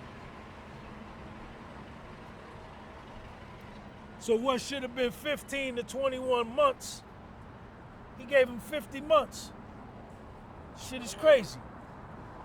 And Puffy's lawyers, Jason Driscoll, got up in the courtroom and told the judge at the sentencing hearing. Let me get a shot of you going down in here. Okay.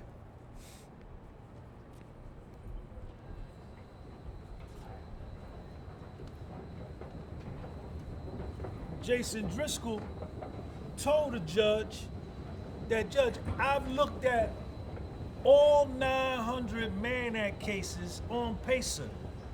The average sentence for a Mann Act is 14 months. The judge still gave him 50 months. First offender. You go first.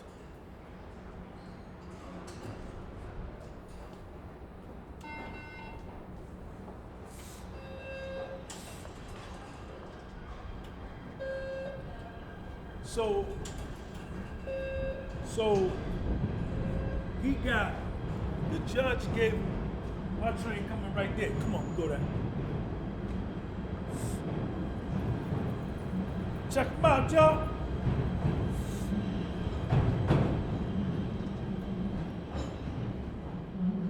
So the average sentence was 14 months.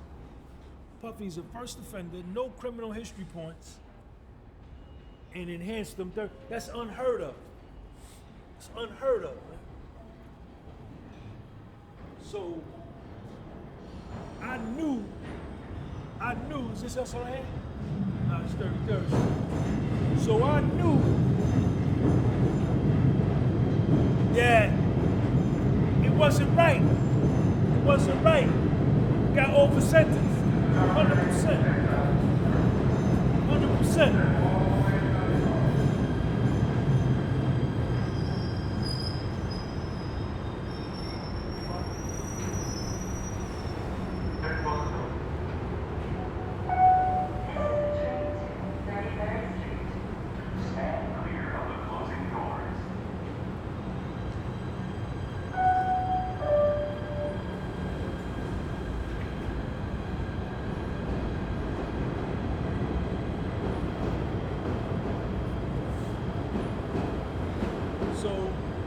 I will come here every morning.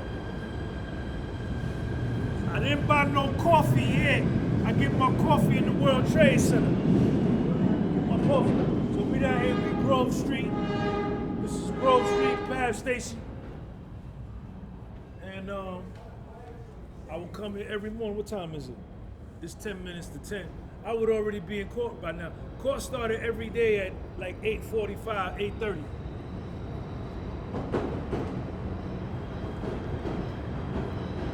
Yep. Huh? Court would start, it would start about 8:30. The lawyers, Puffy's lawyers and the prosecution and the judge would be discussing issues they had the day before or issues that were gonna arise that day in court. That would take about sometimes a half an hour, sometimes 10 minutes, sometimes 45 minutes, and then they would bring the jury in. And that would usually be like about 9 o'clock when they would bring the jury in, and then we would go from 9 o'clock to about 11:45, 12:15, 12:30, take a 45-minute break for lunch, then come back 1 o'clock and rock all the way out to 4 o'clock. And then that would be it. And it was open to the public? Open to the public. Anybody could have came to the trial. There were people that came, a lot of homeless people coming, just sitting in there. Anybody could have came to the trial. It was open to the public. You didn't have to pay. Like I said, you couldn't go into you couldn't go into the 26th floor, right? Unless you were one of the 14. They only accepted 14 members of the public to go into the main courtroom on the 26th floor every day. And it was, to be eligible to go into the 26th, you had to be the first 14 in line. You had to be the first 14 in line. And in order to be the first 14 in line, you had to goddamn either sleep outside the night before. I paid one dude $120 to sleep outside for me one day. It's us right here, y'all, World Trade Center. It's us right here. I paid one dude $120. I went into the 26th floor one time. I went in there one time. I just wanted to go in there and see Puff. That's it. Once I saw him one time, I was cool. I was cool. This is the train to World Trade Center. The next stop is Exchange Place. Change there. Stand clear of the closing doors.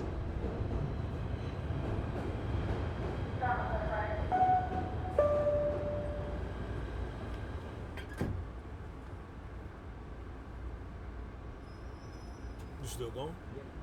So once I saw him one time, I was good. I liked the Overflow courtroom better. I like the Overflow courtroom better because they had a speaker system in there. You could hear everything clear. And then they had two big flat screen TVs that you could watch the trial on in real time. I liked it better. And the marshals, the U.S. Marshals wasn't as strict in the Overflow as they was in the main courtroom. You couldn't even chew gum in the main courtroom. No water, no coffee, no nothing.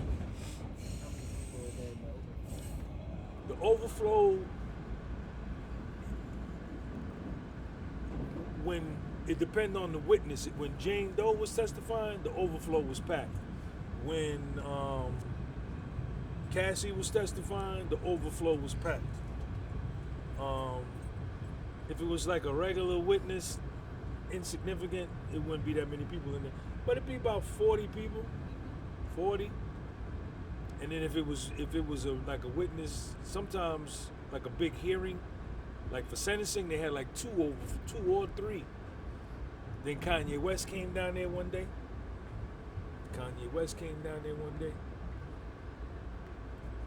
They put him and Christian in their own Overflow. He had his own courtroom. I think he wanted to go into 26, but he didn't. They didn't let him go in there. They said they didn't want him to influence the jury. But at least he came. No other celebrities came for Puff. None of them. None of them that he helped. This stop is Exchange Place. Change here for the train to Hoboken. Across the platform. None of them, nobody came. Except Kanye. That's it. I thought that was crazy. But I think all of them thought I think everybody thought he was gonna get convicted and go to jail for 30 years. Sorry about that, man. This is the train to World Trade Center. The next and Stand clear of the closing doors. Yeah, I think everybody thought, you wanna get by me? I think everybody thought he was gonna get found guilty and go to prison for life. I'm on the train, I told you, I'm on the train. So I don't think that's why they didn't come. But now they're gonna be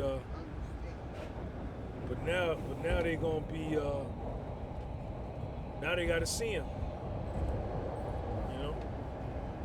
Like everybody else that was covering the trial, talking about it, kind of No, everybody's still talking about this trial because it brings the views, right? And like I say, of our checks, we got big checks during the trial. But now that the trial is over, all our YouTube checks have come down, Facebook down, views down. So every little thing, everybody talks about it, try to get your views up. Even me, you know what I'm saying? I'm still covering it, you know, because when I put up a video about it, the video does well, right? Get more money. Yep. But he filed an appeal. He's filing an appeal now, so he got a good chance of getting the convictions overturned. Got a real good chance. I think so.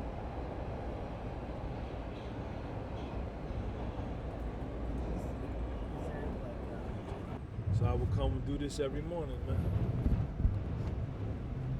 Every morning. 8 weeks.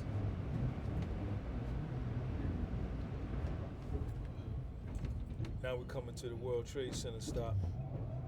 We're gonna walk to the court.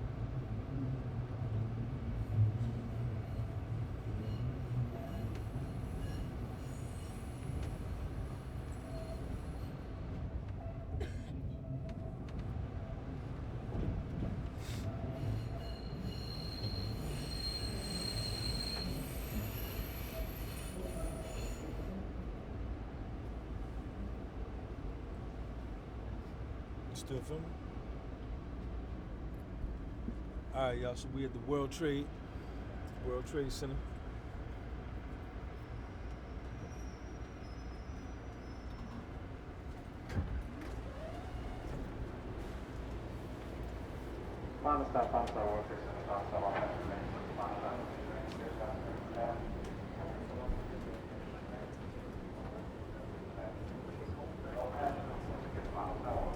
So we at the World Trade.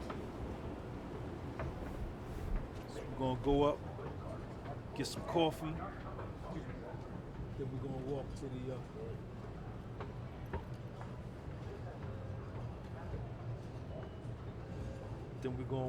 the courthouse.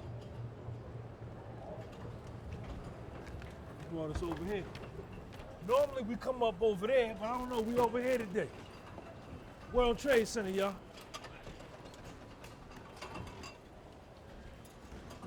World Trade Center.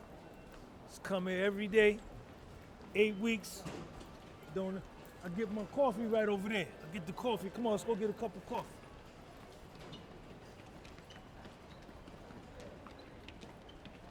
I shot a lot of content in here too.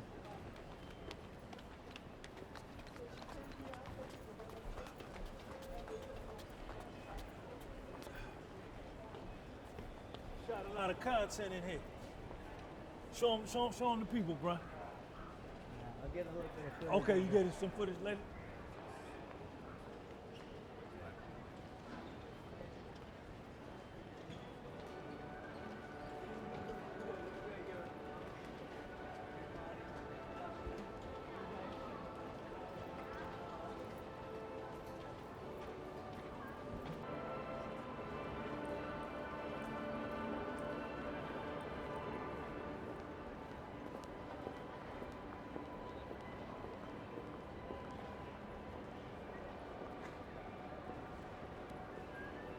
That's it. Brian, you want some? Huh? That's it. Sean.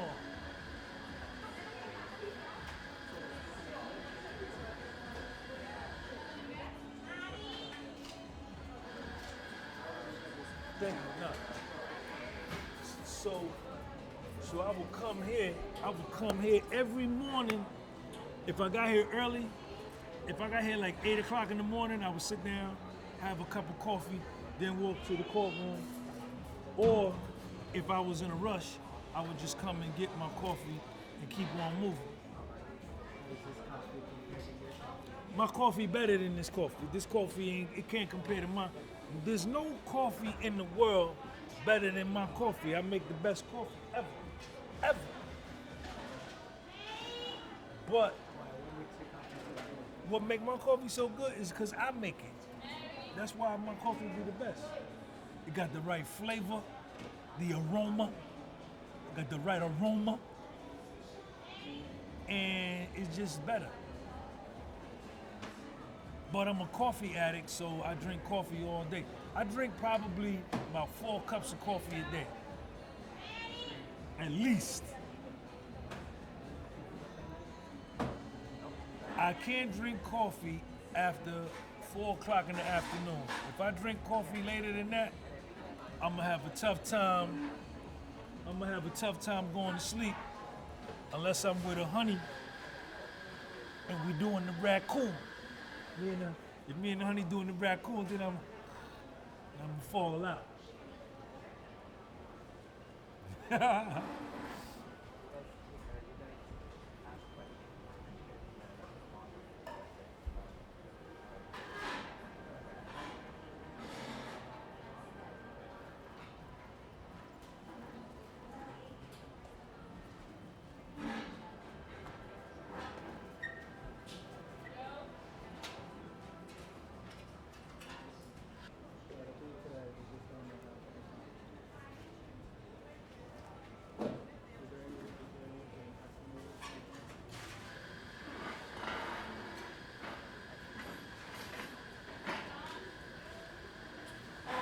Excuse me. Is your name Sean too? Oh, okay.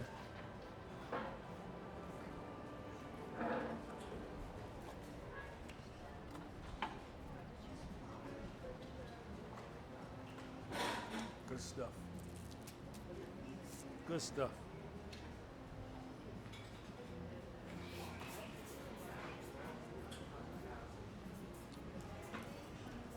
All right, so this cup is all right, but mine's still better though.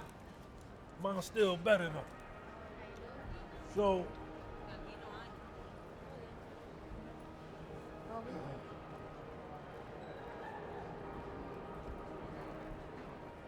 So I would get my coffee, got my coffee. I'll have my notebook right here, my pen, tripod, and I walk over to the courtroom every day. You know what I'm saying? Like Every day. I didn't miss a day.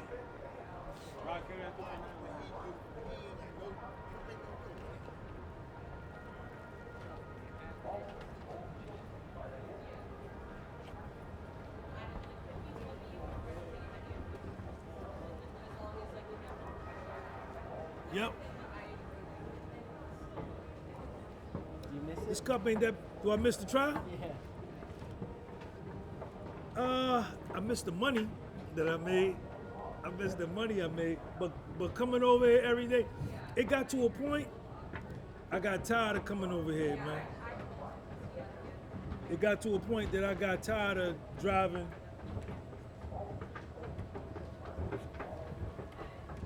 What the part I hated was driving home. The part I hated was driving home because the traffic was crazy. Because I would get back, we would get out of court like 4. We would get out of court like 4. I would go live. I would go live for like an hour, 5. And I would go live for like an hour, 5. And then trying to drive back from Jersey City to where I live at 5:30. It used to take me like an hour to get home, hour and a half. I would cook Sean something to eat, work out, and then I'd be exhausted. And I had to get up and do the same thing the next day. Do the same thing the next day. You know, so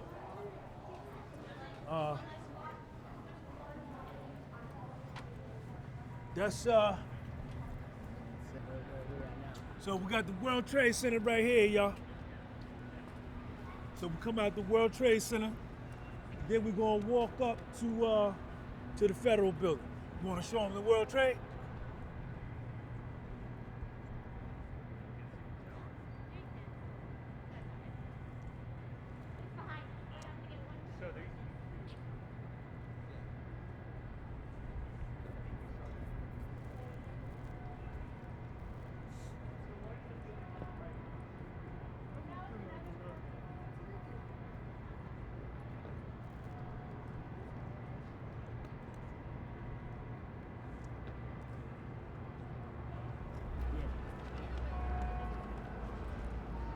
So then I would come out right here.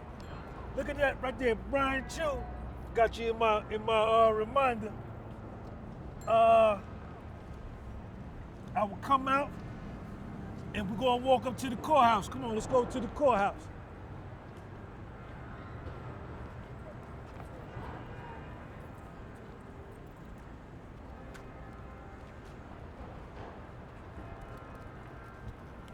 So why was it open to the public though? Like, is it court proceeding? Like, is it always like that?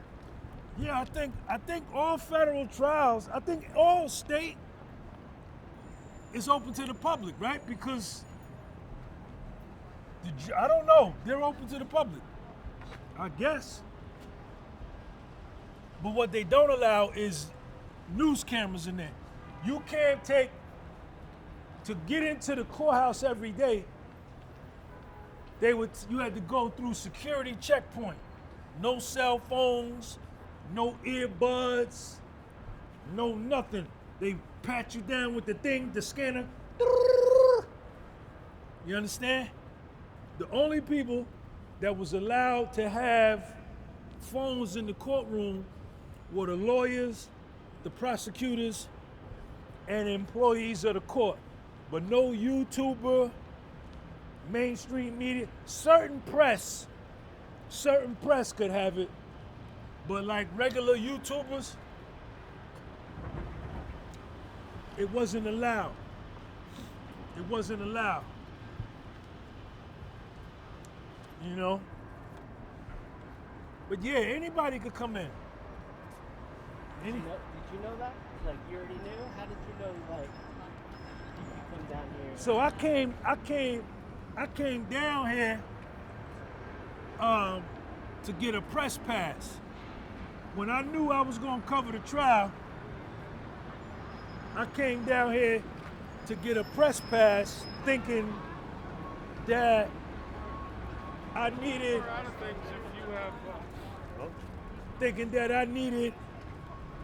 I needed a press pass to cover the trial. But when I came down, they was like, you don't need no press pass.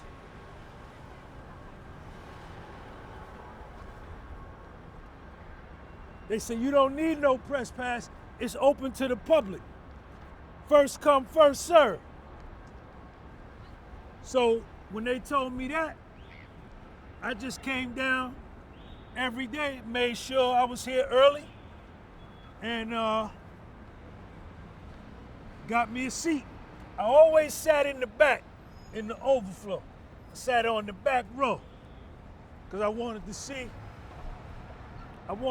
everything and everybody. I wanted to see everything and everybody. This is City Hall Park right here. New York City City Hall is right over there.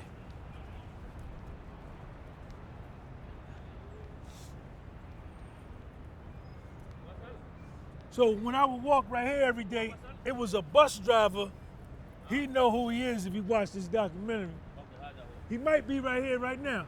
He would see me every morning. He'd be like, yo, Sean G, I watched your trial. And he would ask me about the trial. He'd be right here on the bus. So who do you think was your, like, main, I guess, audience for your coverage? Yo, it's crazy because my audience, like, my channel primarily before the trial was mostly. Oh, we see you, brother. Congratulations. I love your work on the YouTube, brother. Thank you, man. I love your work. Keep the stuff, keep the brother. Thank you, man. Thank you, man. My main audience was dudes. But I picked up a lot of honeys follow me now. A lot of women follow me now. All over the world. All over the world. Zimbabwe, South Africa. They was chiming in from everywhere. Canada, London, Scotland, Hungary, Ukraine, Russia, all over. And like now, I guess what was unique about my coverage, right? I'm gonna say this part. Well, let's wait till we get down there. Remind me the unique part about my coverage. But yeah, everybody was following, man. You know what I'm saying? News channels, CNN, all of the major, they was all watching me, man. All of them, cause I was killing it. I was the bar. I set the bar. I set the bar as far as ethical journalism, unbiased journalism. Sean G in the podcast was so set the bar because nobody was doing it. Nobody was doing that until I started doing that. Because like I told you, the people that was watching me was going on them other channels saying like, yo, why y'all not saying what Sean is saying?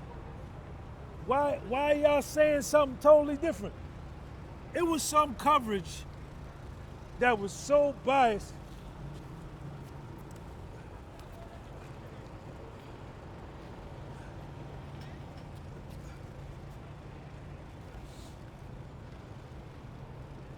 It was some coverage that was so biased. The same reporters would be in the courtroom with me, hear the same testimony, the same evidence, and come outside and say something diametrically opposed, 180 degrees different from what we just heard, and we was all in the same courtroom. That was insane to me. That's when I knew that this wasn't fair, right? That the mainstream media was conspiring against Puff to get him convicted. Probably get a shot of that right there.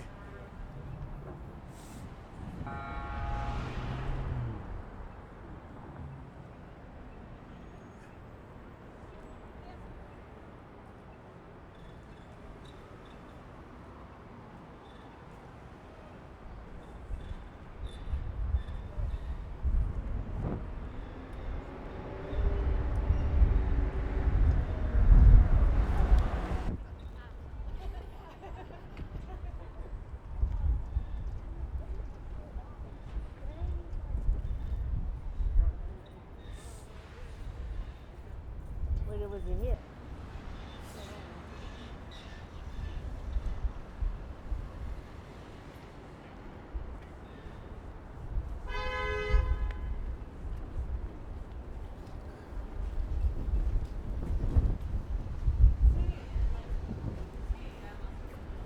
Windy out here, y'all.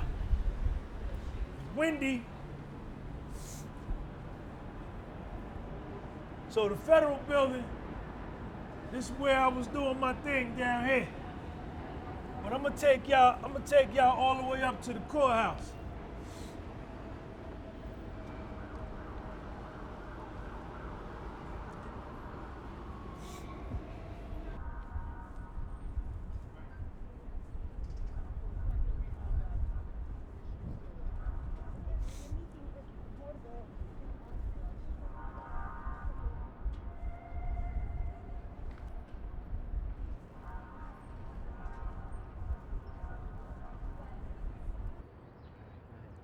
So a lot of my lives that I shot right in front of, right here, right in front of that subway sign, Chambers Street.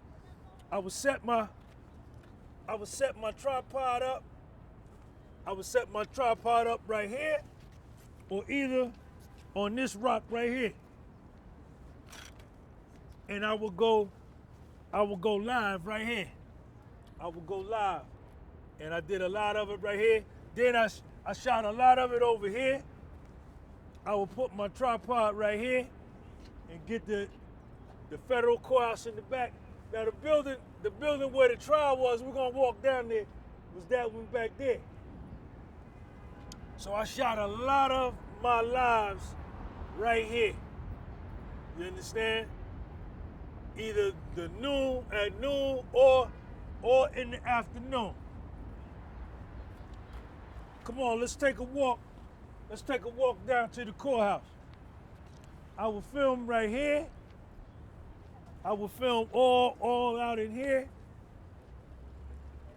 One of my favorite spots would be to set my tripod up right here and then get that building in the back. But you see the words on top of the courthouse? The true administration of justice is the firmest pillar of good government. And the United States attorney, the Southern District of New York, and the judge, y'all didn't practice that in this trial. No, you didn't. No, you didn't. That's the federal building. That's the Southern District of New York right there. That's the federal building.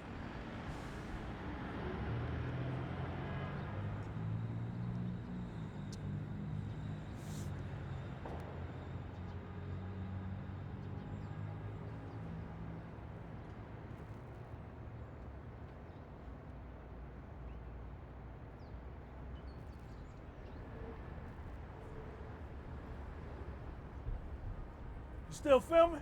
Yeah. So you come down here. Okay, but give me 1 sec, get it. Watch the cars.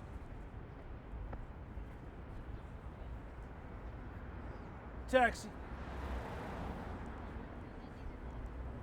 So I will come down here. I will walk down this way right here. Let's walk down to the court. Walk down to the court. That's the federal building. That's where the trial was at right there, up on the 26th floor. All the way at the top, 26th floor. 26th floor. I was on the 24th floor, Overflow.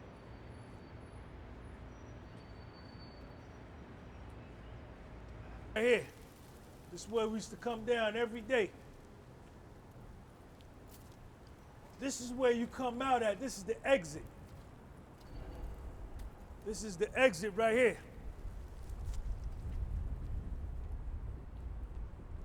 I shot a lot of content down here.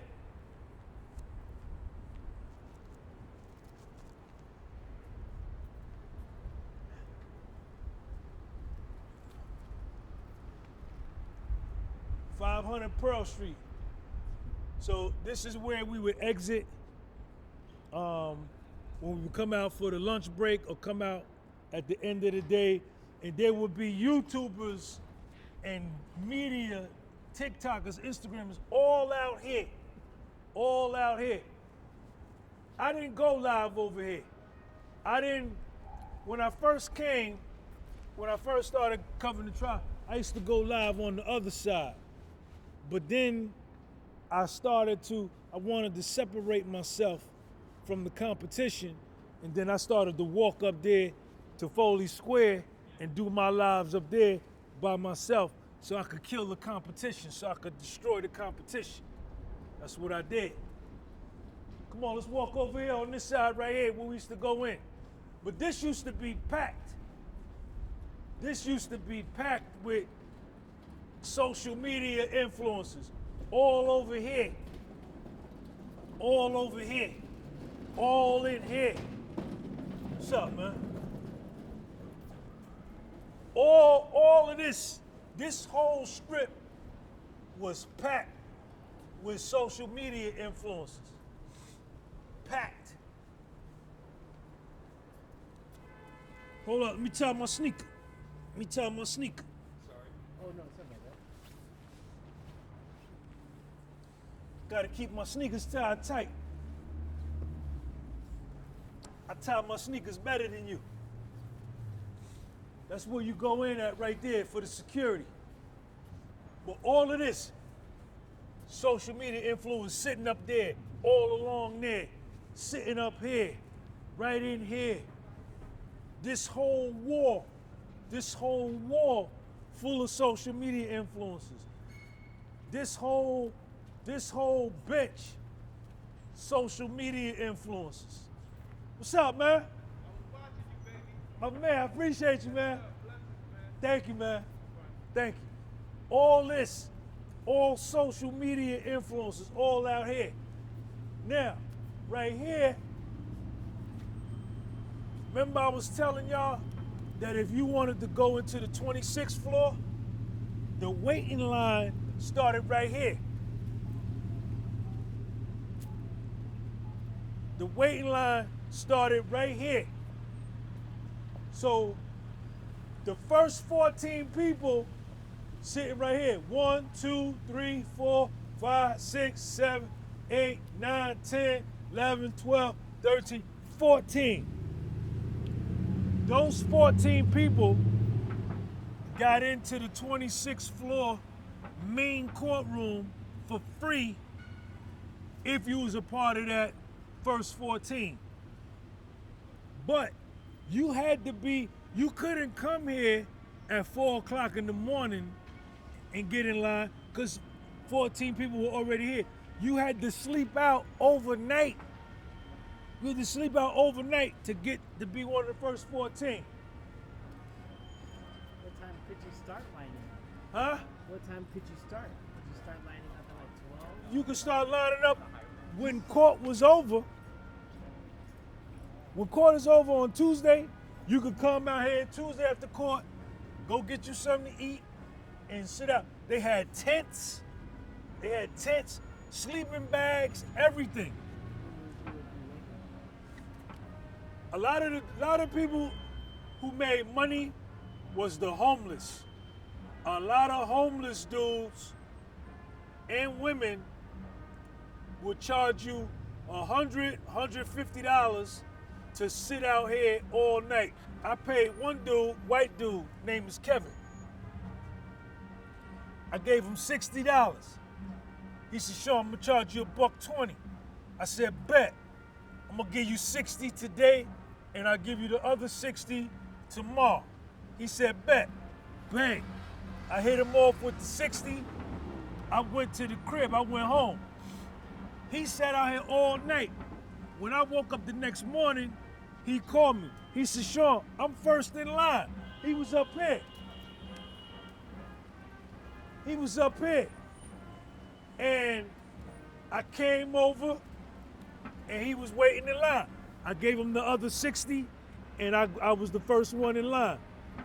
That was the day I went in and saw Puff. Puff had on a sky blue sweater. That was the day that Mia was on the stand.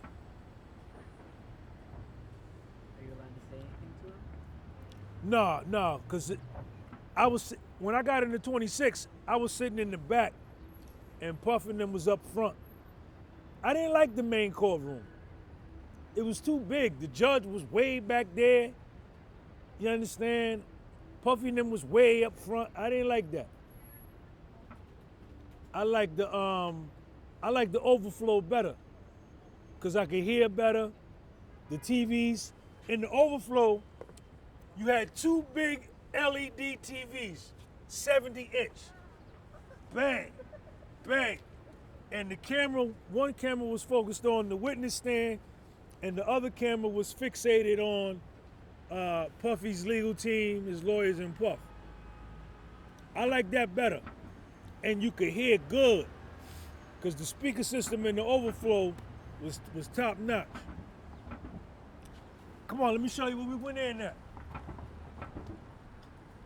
So, this is that's where the family used to go in at. They would pull up right here in the Sprinter van, Puffy's moms, all his kids. I used to see Puffy's mother all the time. She would come in right here, the kids, and then you come right here.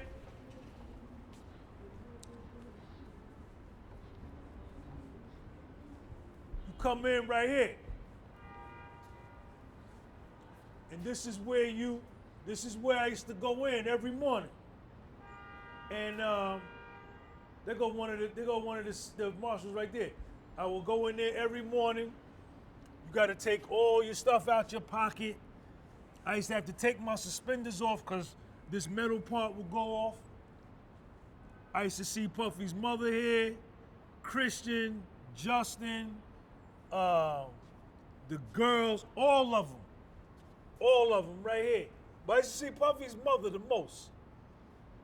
I used to see her the most. And I used to tell her, I used to say, I didn't know what to say to her because I didn't know if Puff was gonna survive. I didn't know if he was gonna make it. I thought they were, being that I saw that what they were doing to him with the prosecutorial misconduct, I thought they were gonna definitely railroad the nigga and convict him. I didn't think he was gonna make it. And I used to see his mother, and I would tell her, I would say, good morning. She'd say, good morning. And I'd just say, all the best to you. And she'd say, thank you. And we would go about our business. Then I would always see them, the family, on the 8th floor. That's where the cafeteria was. And, you know, when they first saw me, they didn't know who the hell I was. You know what I'm saying? They didn't know if I was friend or foe. But I never engaged in any conversations with any of the sons or his moms because I don't know if they had gag orders or not, but you know what I'm saying? I didn't want to, that's a sensitive situation. So I just would speak and keep on moving. I told Christian I wanted to get an interview though. He told me he was gonna give me one. The nigga still ain't gave me one yet. Yo, Christian nigga, you owe me an interview, nigga. But this is where I would come in right here. And at the end of court, his family will come out right here. The Sprinter van will pull up right here. The Sprinter van will pull up right there. And then they would exit out and walk into the Sprinter van. Check it out, bro. Jury duty, public entrance. Anybody could go in.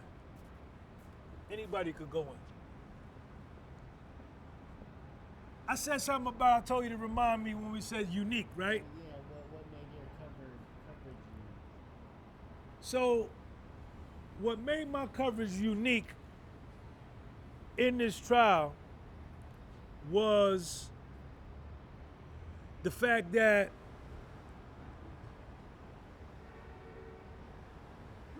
I probably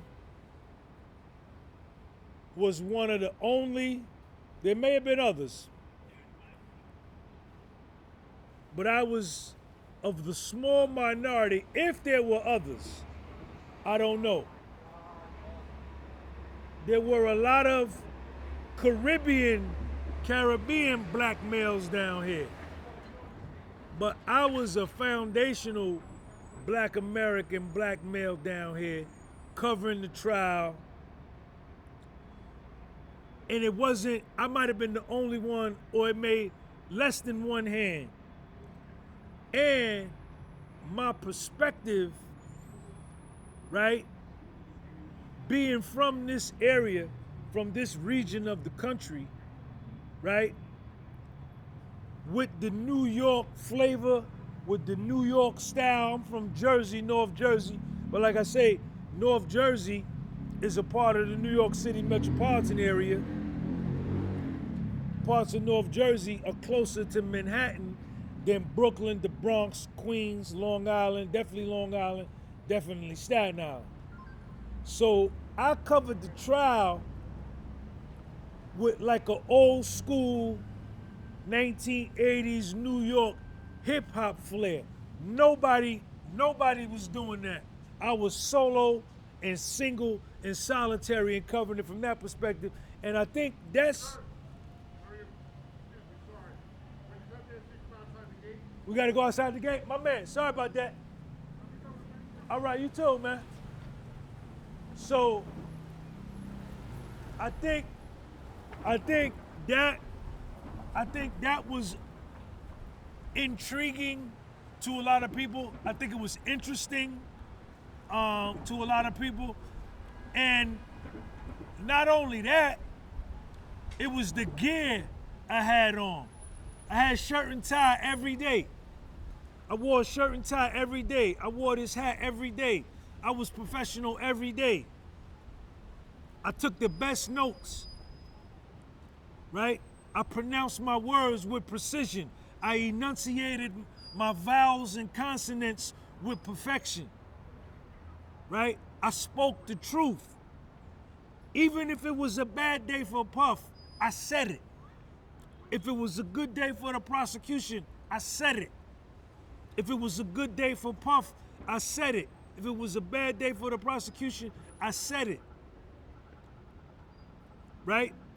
Like I told y'all before, the more unethical I saw the prosecution be, the more I told myself, the more ethical and upright I was gonna be. The more they lied, the stronger the truth I would tell. I was gonna counter whatever they was doing wrong, I was gonna counter that shit with doing right. And that's what I did. I was consistent. I was consistent. The marshals, the U.S. Marshals that would come in, they fuck with me. They wouldn't speak, but they would like give me that head nod. Good morning. Cause they was watching. And I was just gonna beat everybody. And I did. Right? ABC, CBS, CNN came down here and they will come and get some YouTubers and Instagrammers and bring them on their live broadcast at 5 o'clock and ask them about the trial or whatever. But usually who they would come get would be those Instagrammers, YouTubers, and TikTokers that was against Puff. They never asked me. Never once. Not one major radio or TV show asked me to come on. I was in the courtroom in the Overflow with the black girl from the Breakfast Club, the black girl from CNN, the black girls from ABC, NBC, CBS. They never asked me once. Because could have been several reasons. Primarily, they don't have the power to bring on whoever they want, number one. Number two, they probably were instructed that only bring on people that are gonna support our narrative of anti-Puff. And number three, they probably was intimidated by me and my style and my honesty and my truth, because they knew they was lying, but they had to lie because of their job. They was receiving a paycheck from mainstream media and they're told what to do, what to say. Me, I'm independent. I say what I want. I do what I want. You know what I'm saying? That's what it was.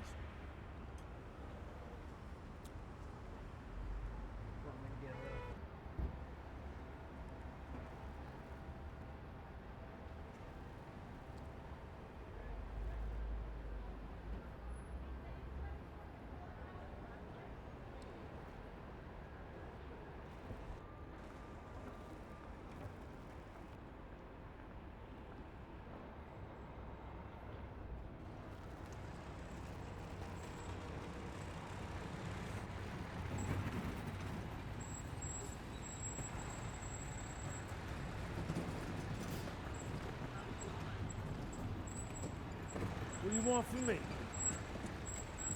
You know it's going good. You know if I'm involved in it, you know it's going good. Yeah. Let me call.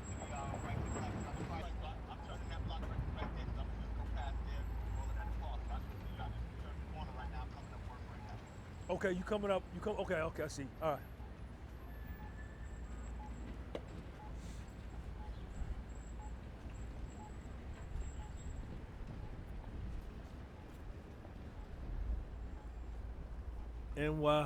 Diddy. Diddy. This is where it went down at, man. This strip right here was packed, man. When the lawyers would come up, they would get mobbed by the social media people, man. Mobbed.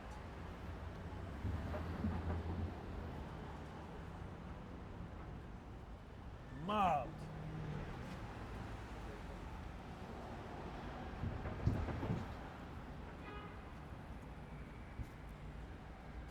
But the thing about it, man, the thing about this trial was the cross-examination. The cross-examination is what saved Puffy's life. It was the cross-examination. You know, and that's why I titled this documentary The Cross-Examination. That blew the prosecution's case out of the water. Puffy didn't call not one witness. He didn't need to, because his lawyers cross-examined the government's witnesses to such an extent that it was crazy. It was crazy. Chad, what up? What's going on? What's happening? What's good? All right, how you doing? Excuse me. How you doing? What's up, man? All right. Hey, we just gonna pull right up a couple blocks and go park and walk back. All right. All right. All right. That's one of the guys that came down here and said he wanted to do a documentary on me and my coverage of the trial. This was like around week 5.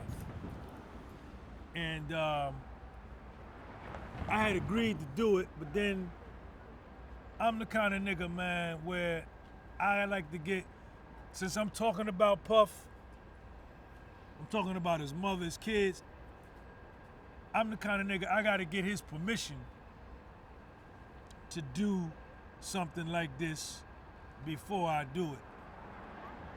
You know, I didn't want to capitalize off the nigga's pain, especially the verdict hadn't even come out yet. The verdict hadn't even come out yet, so I didn't want to do that. But now that the verdict is out, and you know, this is why I'm doing it. But like getting back to what I was saying about the cross-examination, that was the key. After a while, the government put on 34 witnesses. 34 witnesses. After a while, I didn't even care about the prosecution's direct examination because I knew it was some bullshit. And a lot of the YouTubers told me the same thing. They said, Sean, we only come in to hear the cross-examination. And that was my move. That was my feeling. I only wanted to hear the cross-examination because that's what made the trial. That's what made the trial.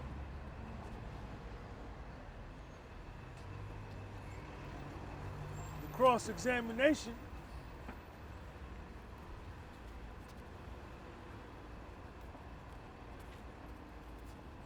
Yep.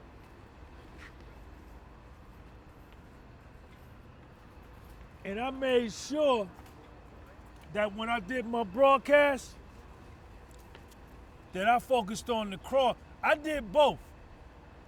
I would present the direct examination and I would present the cross-examination. But the mainstream media and a lot of other YouTubers and Instagrammers was only putting out the direct examination, which was against Puff. But the cross-examination, that was the highlight. Puff killed it. Puff's lawyers killed it.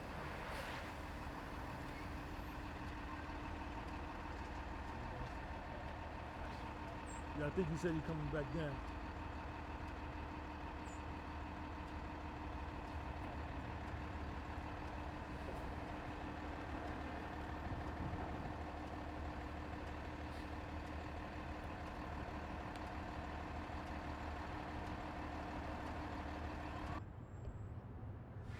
From Foley Square back to the courthouse? Okay.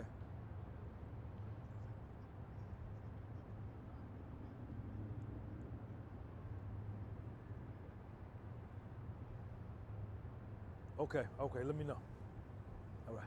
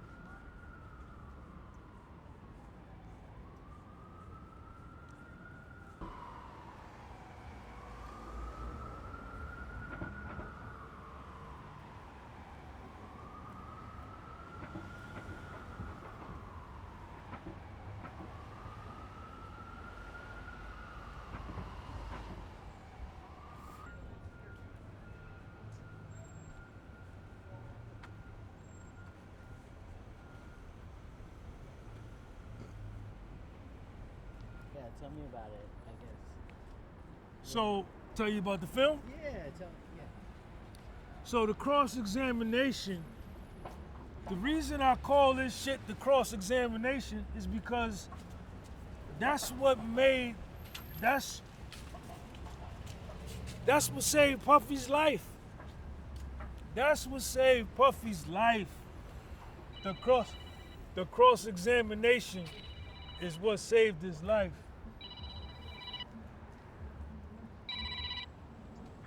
What's up, man? I'm in the city. Look at Lil Sean, y'all. Look at Lil Sean, y'all. Not so little anymore. What's up, man? You up? Look at the pigeons on the floor. Look at the pigeons on the floor. Look at all the pigeons. My pigeons better than your pigeons, man. But I'm filming a documentary right now. All right. So the cross-examination, the cross-examination is what saved Puffy's life. Look at the pigeons, y'all. Check my pigeons out. Them New York pigeons.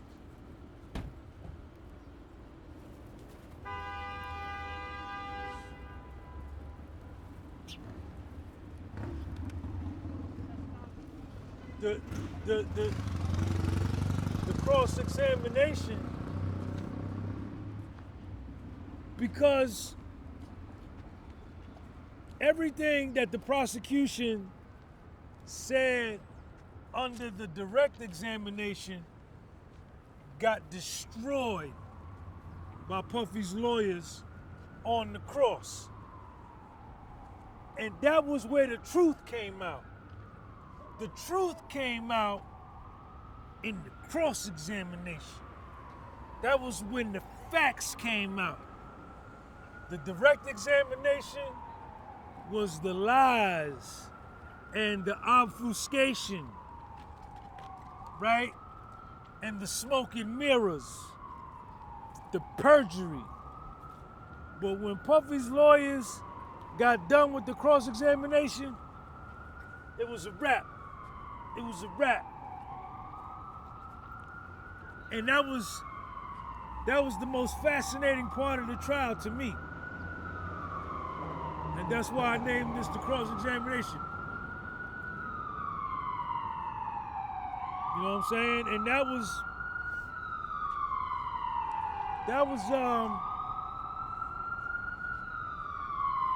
and his lawyers,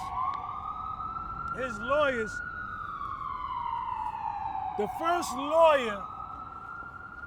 lawyer to gain my attention with the cross-examination was Jonathan Bach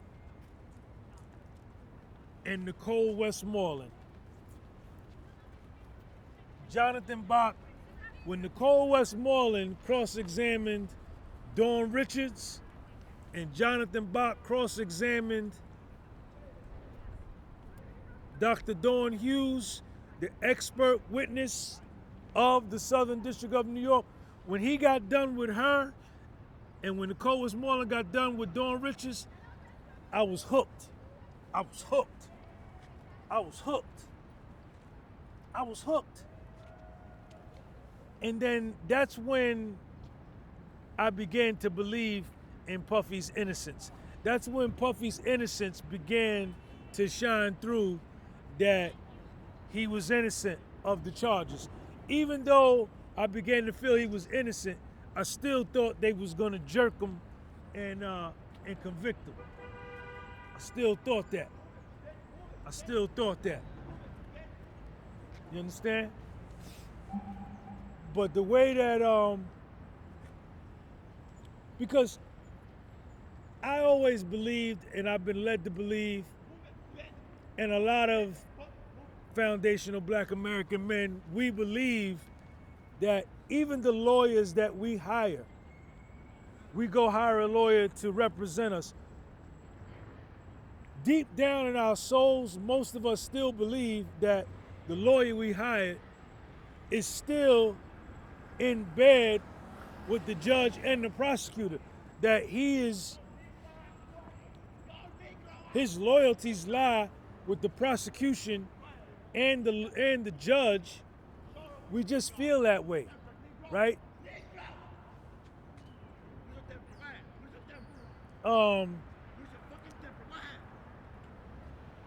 We still feel that we, you know what I'm saying, that they're all in bed together, even though we're paying this lawyer.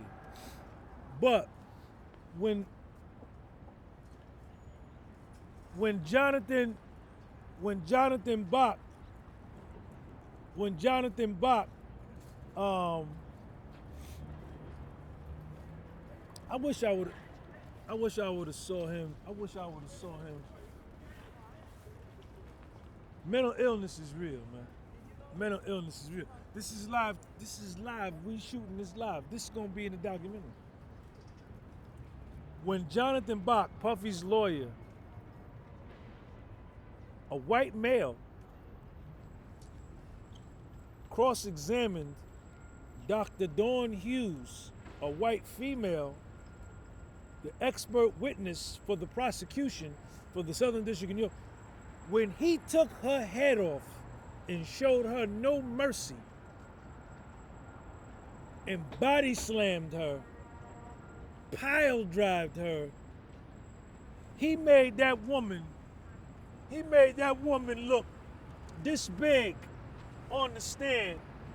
When I saw him do that to her, I said, oh, this is real. This is real. He didn't handle her with no kid gloves. It was all real. And that's when I became interested in the cross-examination. Tenny Garagos' cross-examination of Jane Doe had her, broke her down on the stand. She took her own sidebar. Jane Doe said, sidebar, sidebar. Jonathan Bach, I had never even heard of the word sidebar until Jonathan Bach was cross-examining Dr. Dawn Hughes. Maureen Comey took so many sidebars with that cross-examination. I said, what the hell is a sidebar? Sidebar, sidebar.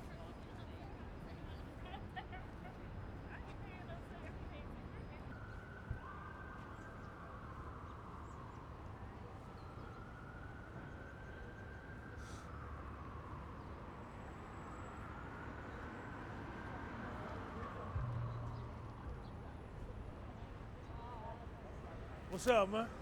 What's going on? What's up, man? What's going on?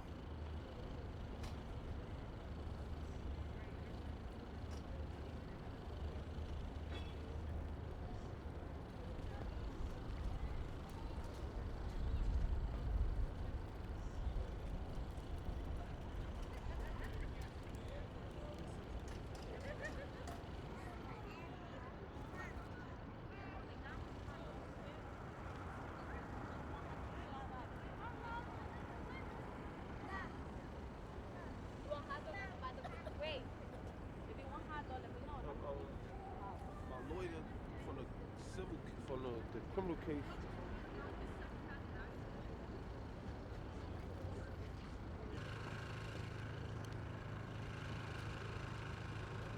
Cross-examination, man. Free Puff. Free Puff. Free Puff. Puff beat the feds at trial in New York City. Took the feds to trial and beat them in a RICO joint. Beat them. It's in the history books. Can't be changed. It's historical. Historical.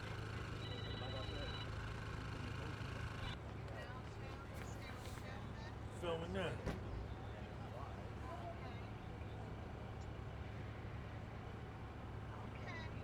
I'll call you back.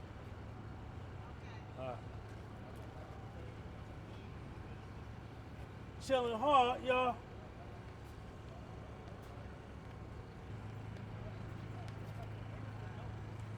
That's the federal courthouse. Let's go over here. Let's go over here, Brian, with the federal. That's the federal United States courthouse right there. It's the old building.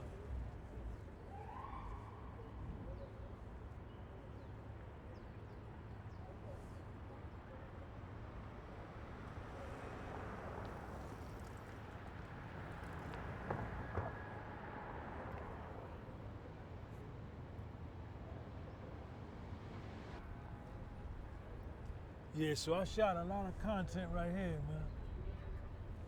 United States Courthouse.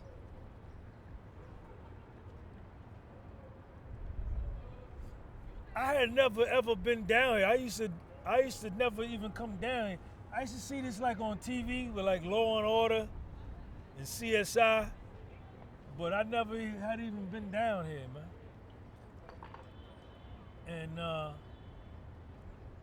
it's crazy, man. Now I come down here, it's like nothing.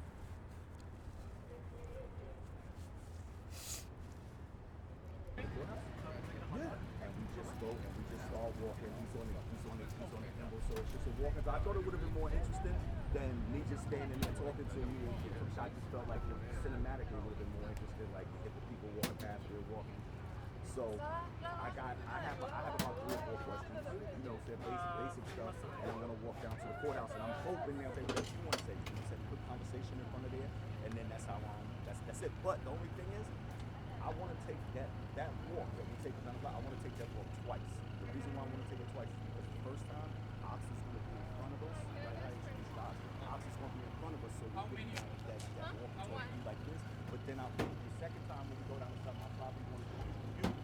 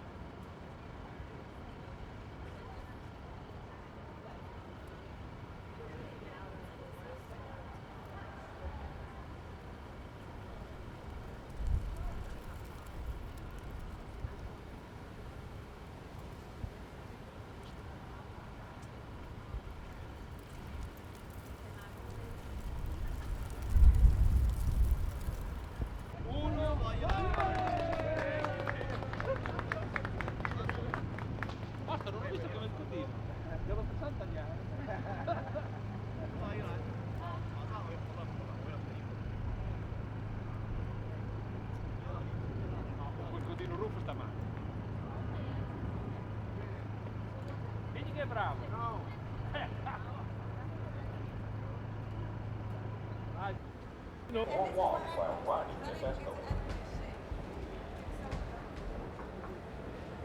Always hold children by the hand. Please use the elevator for strollers. You can't film? We're leaving. We're leaving now. Thank you, baby. We got you, man. Appreciate you. So y'all got us in trouble. You got Brian in trouble, you got me in trouble. Because we're not supposed to be filming in here. But this is real TV, this is the documentary. So I just did my thing, showed y'all everything of how I covered the Puffy trial. At the end of the day, I will come back here and head on back to Jersey, try to find my car. You know what was crazy? Some days I would forget, I would lose, I would be so engulfed in the trial, I wouldn't even remember where I parked. And I would be walking around 2-3 blocks like, damn, where did I park? Where did I park? Because I was so engulfed in the trial that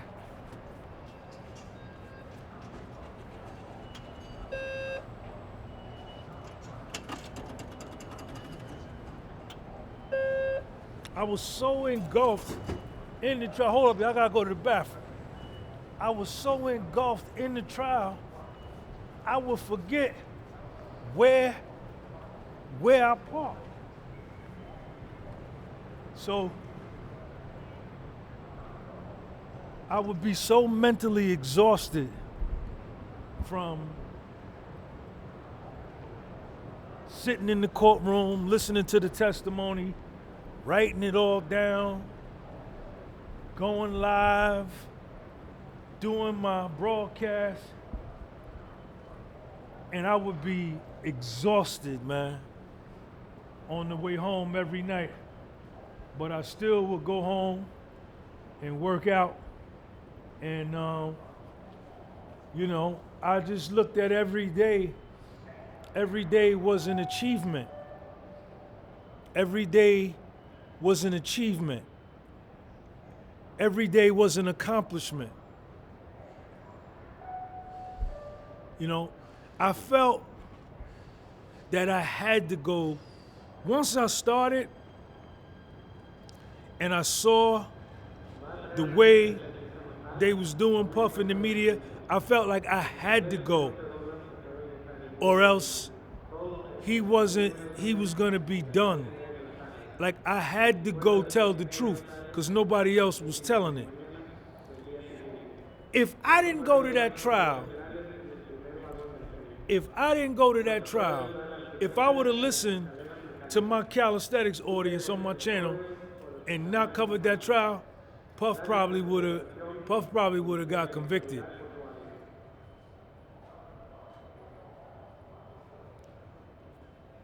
The chances would have been greater than what they were.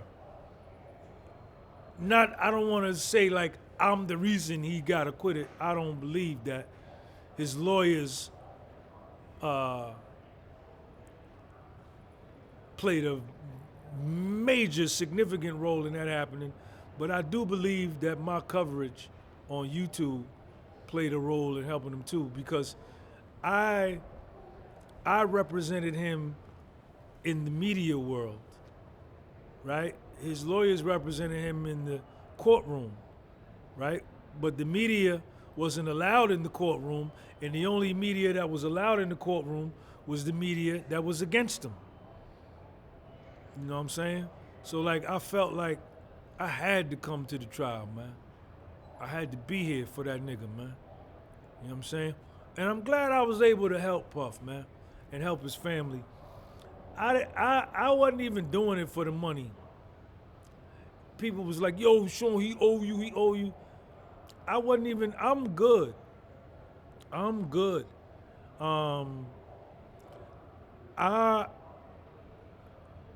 My legacy and my son's legacy and my grandkids' legacy and my family legacy is that I helped somebody.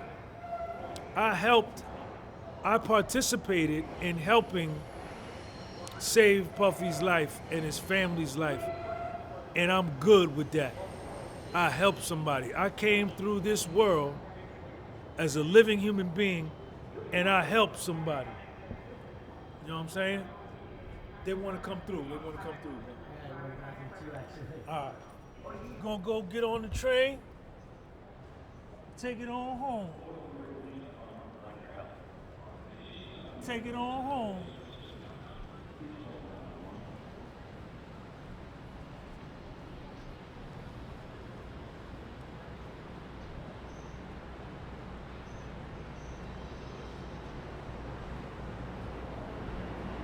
Take it on home.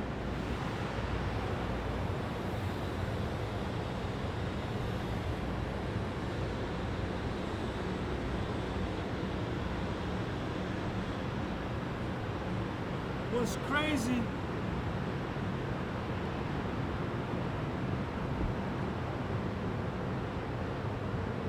What's crazy about this trial, man, it was like a moment in time. And if you weren't there,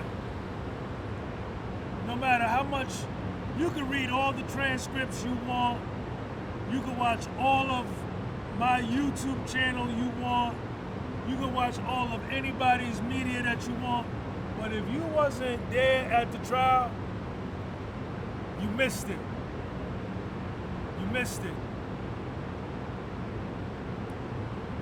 And like, I can't even discuss, people want to discuss the trial with me, but I can't even discuss the trial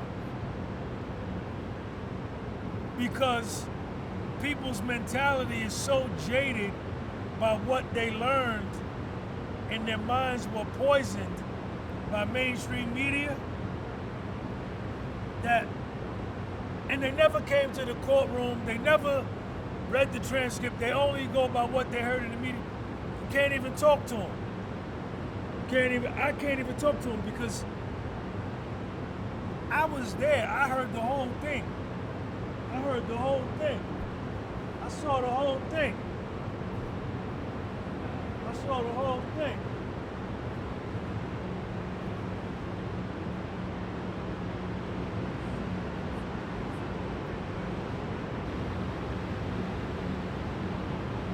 And families have stopped speaking to each other as a result of this trial. People who were once friends aren't friends no more. That's how polarizing this trial was. That's how divided this trial had people.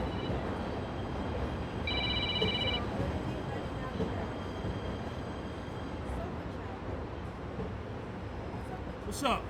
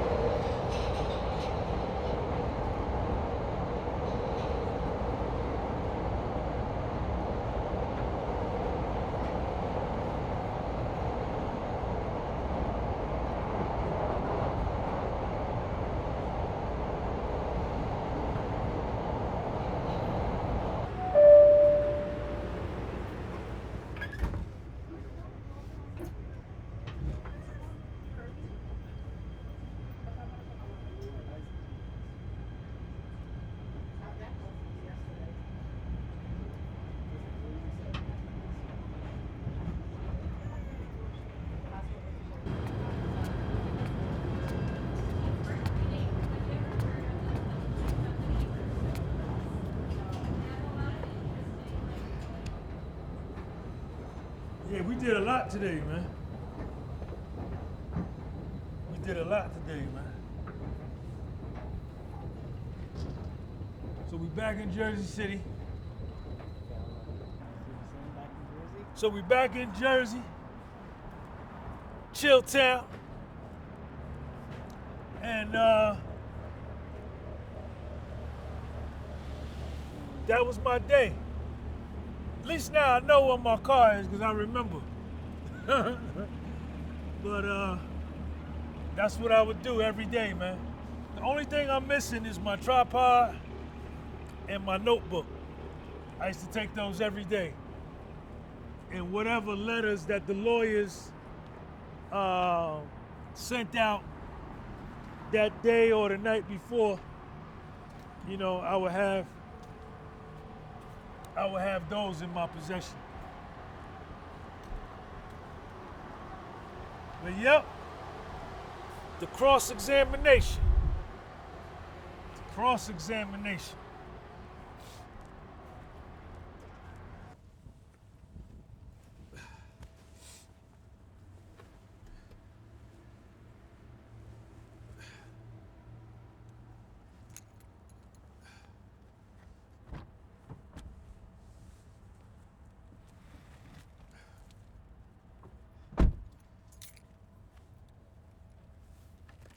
All right.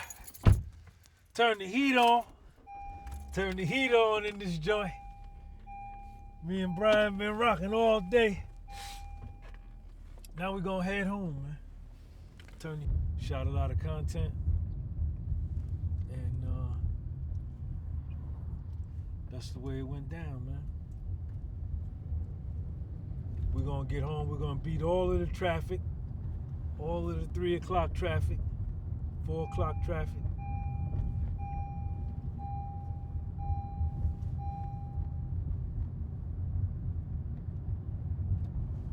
Jersey traffic is different.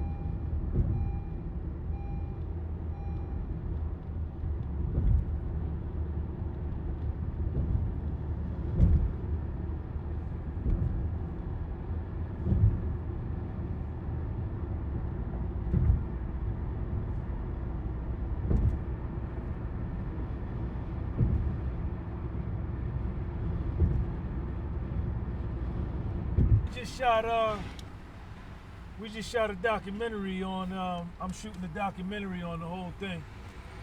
So we was just in the city shooting a documentary.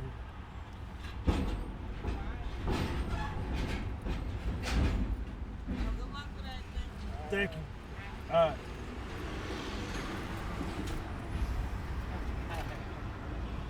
The Puff guy.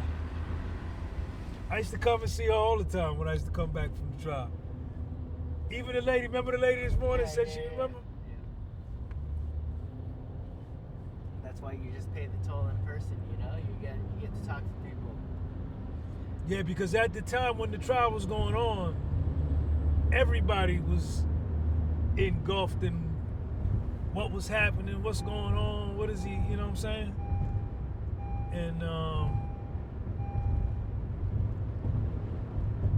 you know, I guess they was watching what I was doing, and you see what that is, with that right there.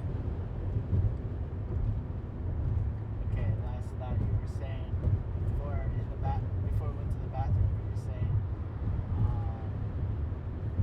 you know, regardless of if you think you changed the outcome or not of you know, the trial, that you just felt like your legacy, or saying something like you just... I helped somebody, yeah, man. Exactly, yep. I helped them, man. You know what I'm saying? I helped somebody, man. It'll always be known that I helped save a man's life. And that's a good feeling. You know what I'm saying? That's a good feeling, man, for me to know that I was able to do that and help his mother and help his daughters. You know what I'm saying? And to help him, you know? I think a lot of us, when we look at legacy, we count legacy on the amount of money and accomplishments of what somebody does, and all of that's fine. And those are some, significant measuring tools, but to say that, you help somebody, man, you help people is just as big, if not bigger. You know what I'm saying? It's just as big, if not bigger. You were saying Puff called you? You talked to him? Yeah, I spoke to him, man. I spoke to him. And he's a good dude. He thanked me. He thanked me for putting the positive spin on his case. And he said I was like an angel to him. He said, man, you like an angel to me. And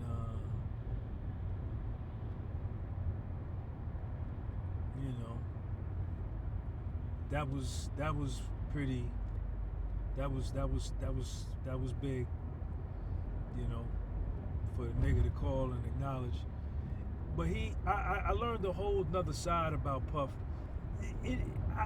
What I realized, man, is that the mainstream media had given me, and I had allowed them to penetrate and give me a perception of Puff that was so untrue from what he really is and who he really is, that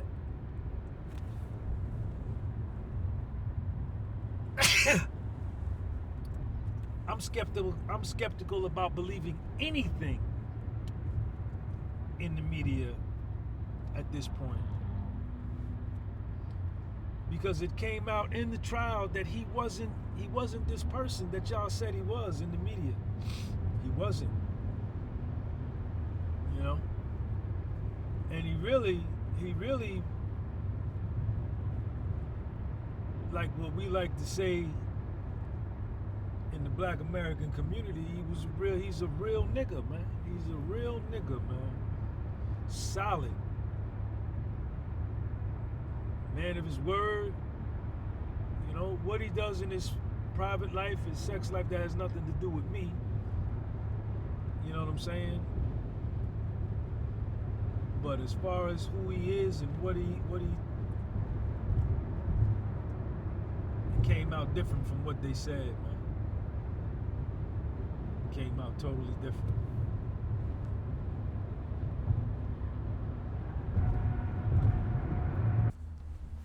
You need to do a test of the Oh, no. Good. All right, y'all. That's what I did every day to go and cover the cross-examination.